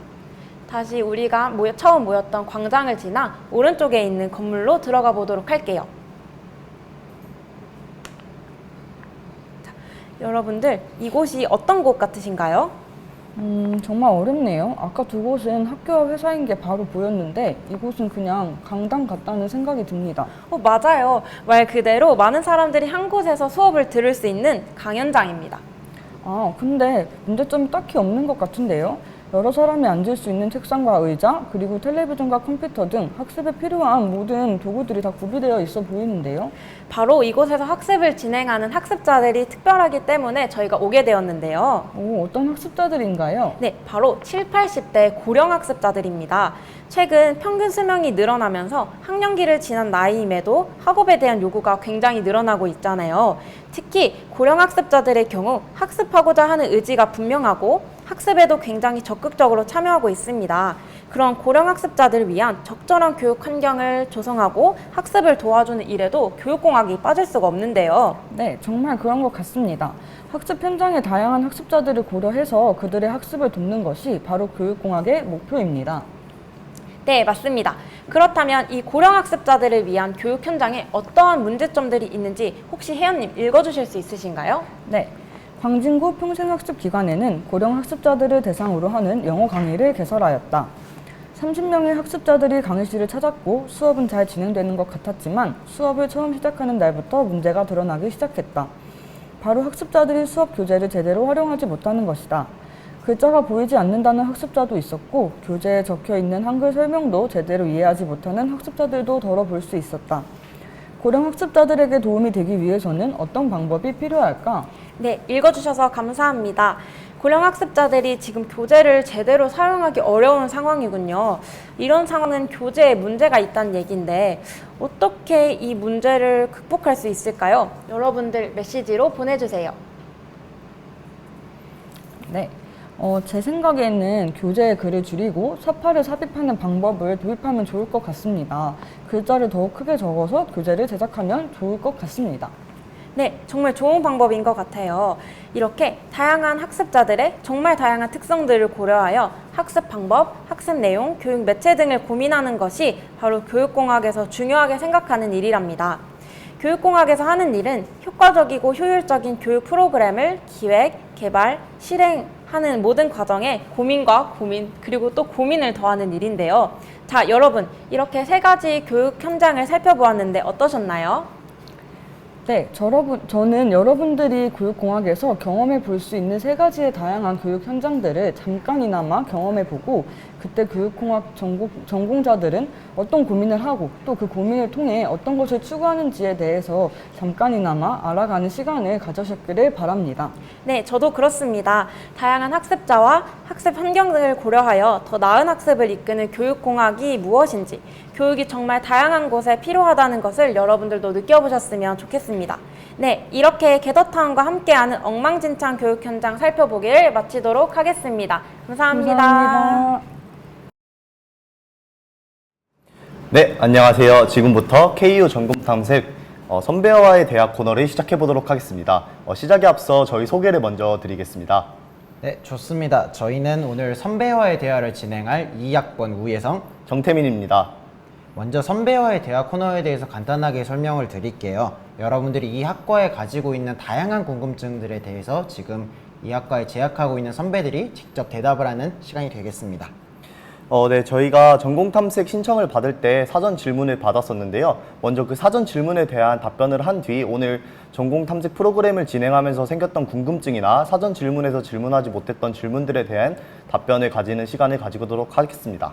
본격적으로 진행하기에 앞서서 주의사항을 먼저 말씀을 드릴게요. 저희가 여러분들이 주시는 질문에 대해서 최대한 답변을 해드리려고 노력을 하겠지만 직접적으로 입시 결과와 관련된 질문 또는 저희의 개인정보와 관련된 질문은 자제해 주시기를 부탁드리겠습니다. 네, 그럼 첫 번째 주제부터 시작해 보겠습니다. 첫 번째 주제는 교육공학과는 어떤 학과인지 궁금합니다로 정해보았는데요. 교육공학과에서는 어떤 교육의 부분을 배우는지, 교육공학과에서는 어떤 교육과정을 가지고 있는지에 대한 질문이 들어왔습니다. 먼저 교육공학과가 무엇을 배우는 학과인지에 대해서 먼저 소개를 드려야 될 것 같아요. 교육공학과는 학교, 기업, 평생학습기관 등 다양한 교육이 일어나는 곳에서 교육이 좀 더 효과적이고 효율적으로 일어나게 하기 위해서 학습 방법에 대해서 정말 첨단화, 정보화, 국제화를 선도하는 학과입니다. 또한 이런 미래 교육에 대해서 좀 더 전문적인 인재를 양성하기 위해서 좀 더 그 부분에 투자하는 그런 학과라고 보실 수 있겠습니다. 네, 교육공학과는 다양한 기술들을 활용하여서 교육의 효과성 그리고 효율성을 탐구하는 학문인데요. 그렇기 때문에 다양한 고등교육기관, 평생교육기관 등에서 교수학습 체제를 개발하고 또 그 교수학습 체제를 사용함에 있어서 사용되는 교육 매체들을 관리하고 설계하고 개발하는 것에 대한 공부를 하고 있습니다. 다음 주제로 넘어가 볼까요? 네, 두 번째 질문은 저희에게 교육공학과 졸업 이후에 진출 분야가 궁금합니다 라고 질문을 주셨네요. 교육공학과 졸업 이후에 진출 분야가 궁금하다는 질문, 그리고 저에게 각각 졸업 이후에 무엇을 하고 싶은지에 대한 질문이었는데요. 먼저 진출 분야에 대해 설명해 주실 수 있을까요? 교육공학의 진출 분야는 크게 5가지로 나눌 수 있을 것 같은데요. 첫 번째는 HRD 분야를 말씀드릴 수 있습니다. 앞선 게더타운 활동에서도 만나보셨을 텐데요. 기업과 관련된 교육을 담당하고 있습니다. 또한 두 번째 분야는 앞서 만나보셨을 텐데요. 평생교육 분야가 있습니다. 평생교육사로 평생교육 분야에서 일을 할 수 있고요. 세 번째 분야는 교수학습 체제 중 학습을 보조하고 도와주는 웹 분야에서 멀티미디어 웹 분야에서 진출할 수 있습니다.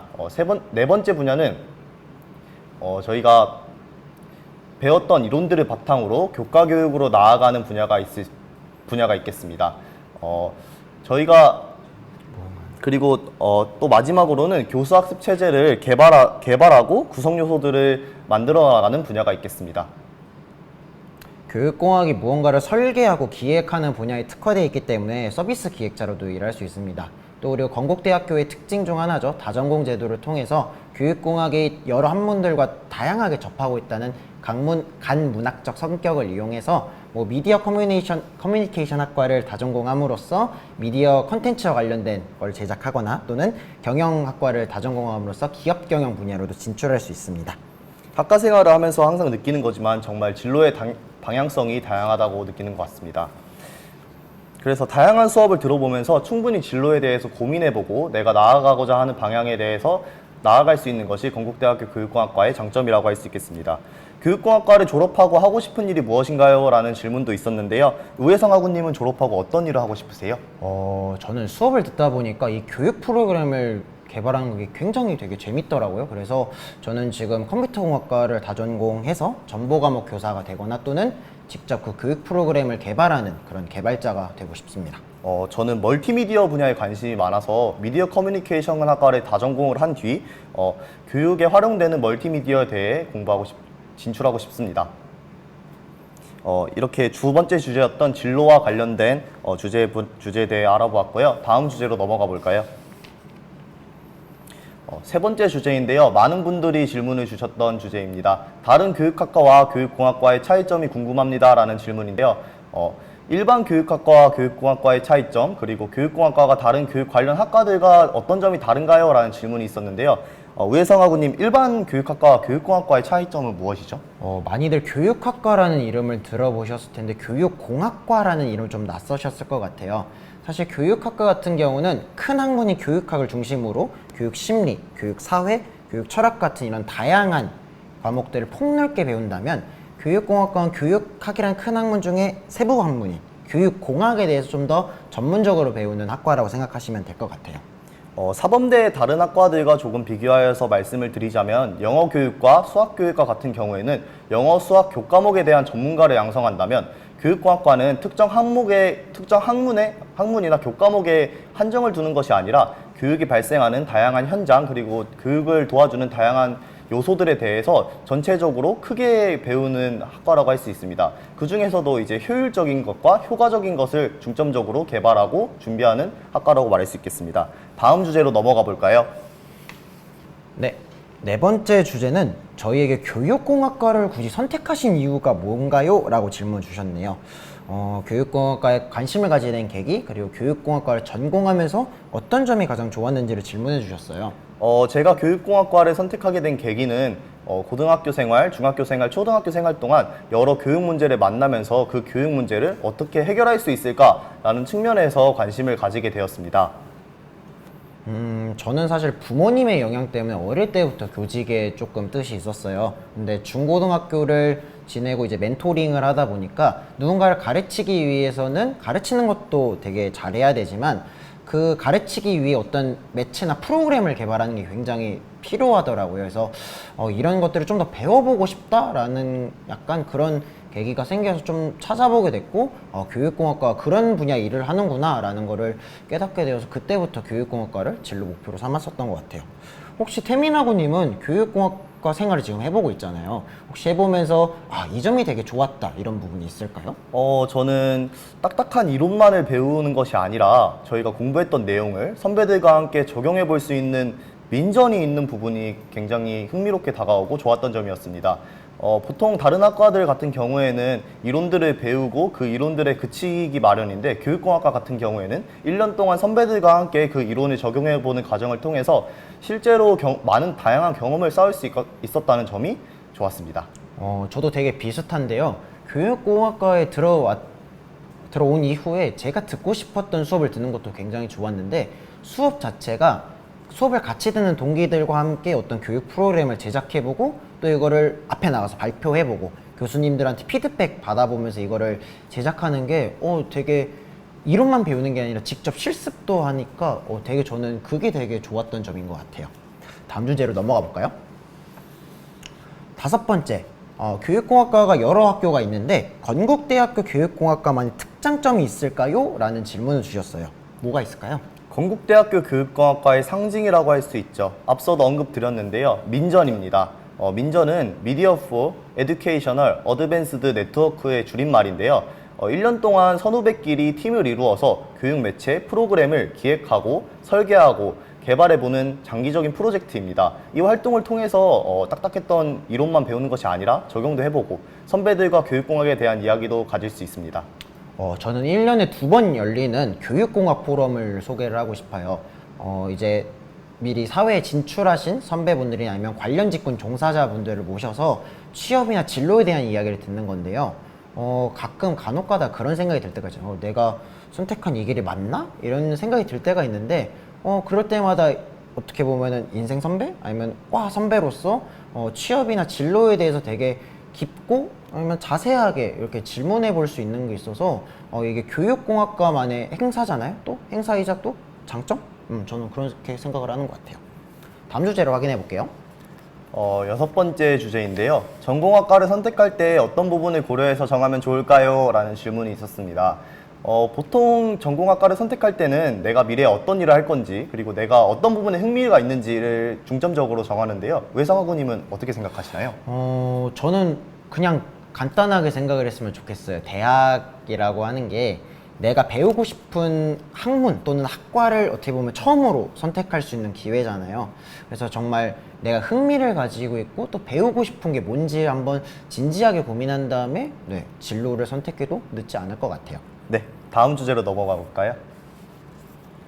7번째 질문인데요. 교직 이수는 어떻게 진행되나요? 라는 질문이 있었어요. 저희가 사범대학교에 소속되어 있는 학과인 만큼 이 질문 역시 정말 많이 나왔는데요.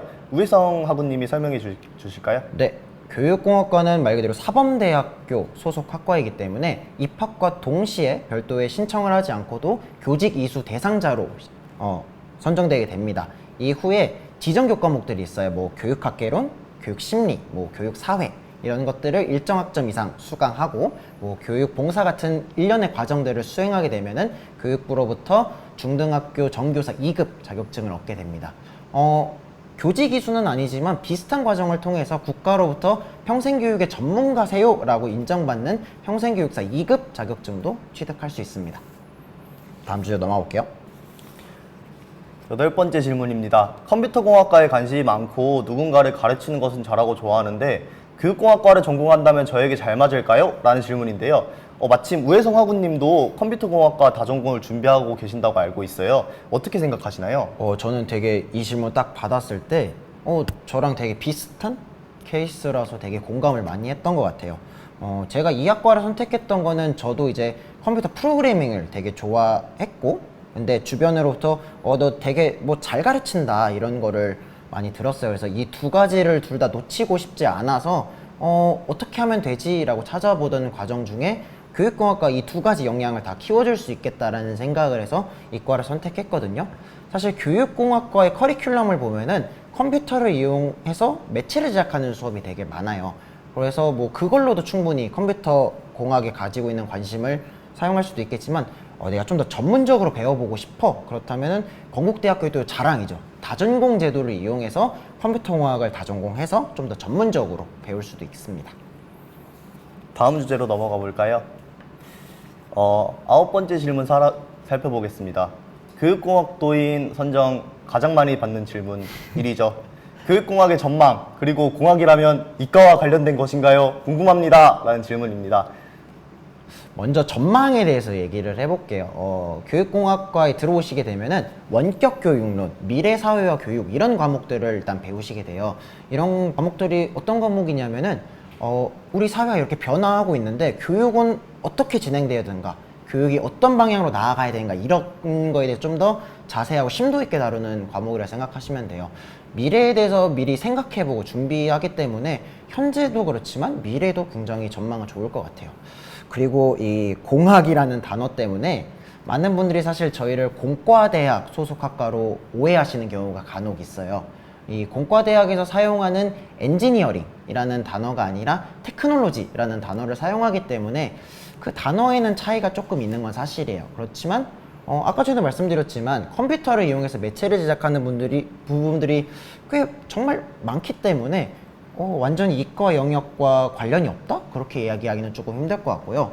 실제로 과 구성원들을 보면 디자인이면 디자인, 뭐 컴퓨터면 컴퓨터, 정말 다양한 분야에 대해서 관심도 있고 능력 있으신 분들이 정말 많아서 입학하시고 나게 되면은 정말 서로에게 시너지를 얻는 그런 학과라고 말씀을 드릴 수 있을 것 같아요. 네, 10번째 질문으로 넘어가 볼게요. 수시를 준비하시는 분들께서 정말 많이 해주셨어요.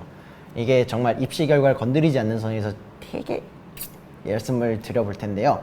각 과목의 세부 능력과 특기상을 어떻게 준비하셨나요? 질문이에요. 얘기해 주실 만한 부분이 있나요, 혹시? 네. 지극히 개인적인 경험에 비추어서 말씀을 드려보자면요. 저는 고등학교 시절 동안 교육 현상을 탐구하는 데 많은 공을 들였습니다.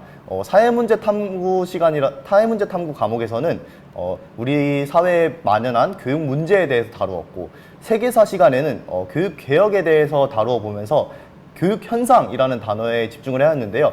집중하면서도 효과적인 교육은 무엇일까라는 궁금증을 계속 가지고 있었습니다. 또한 이 부분을 학생부에 녹여내었습니다.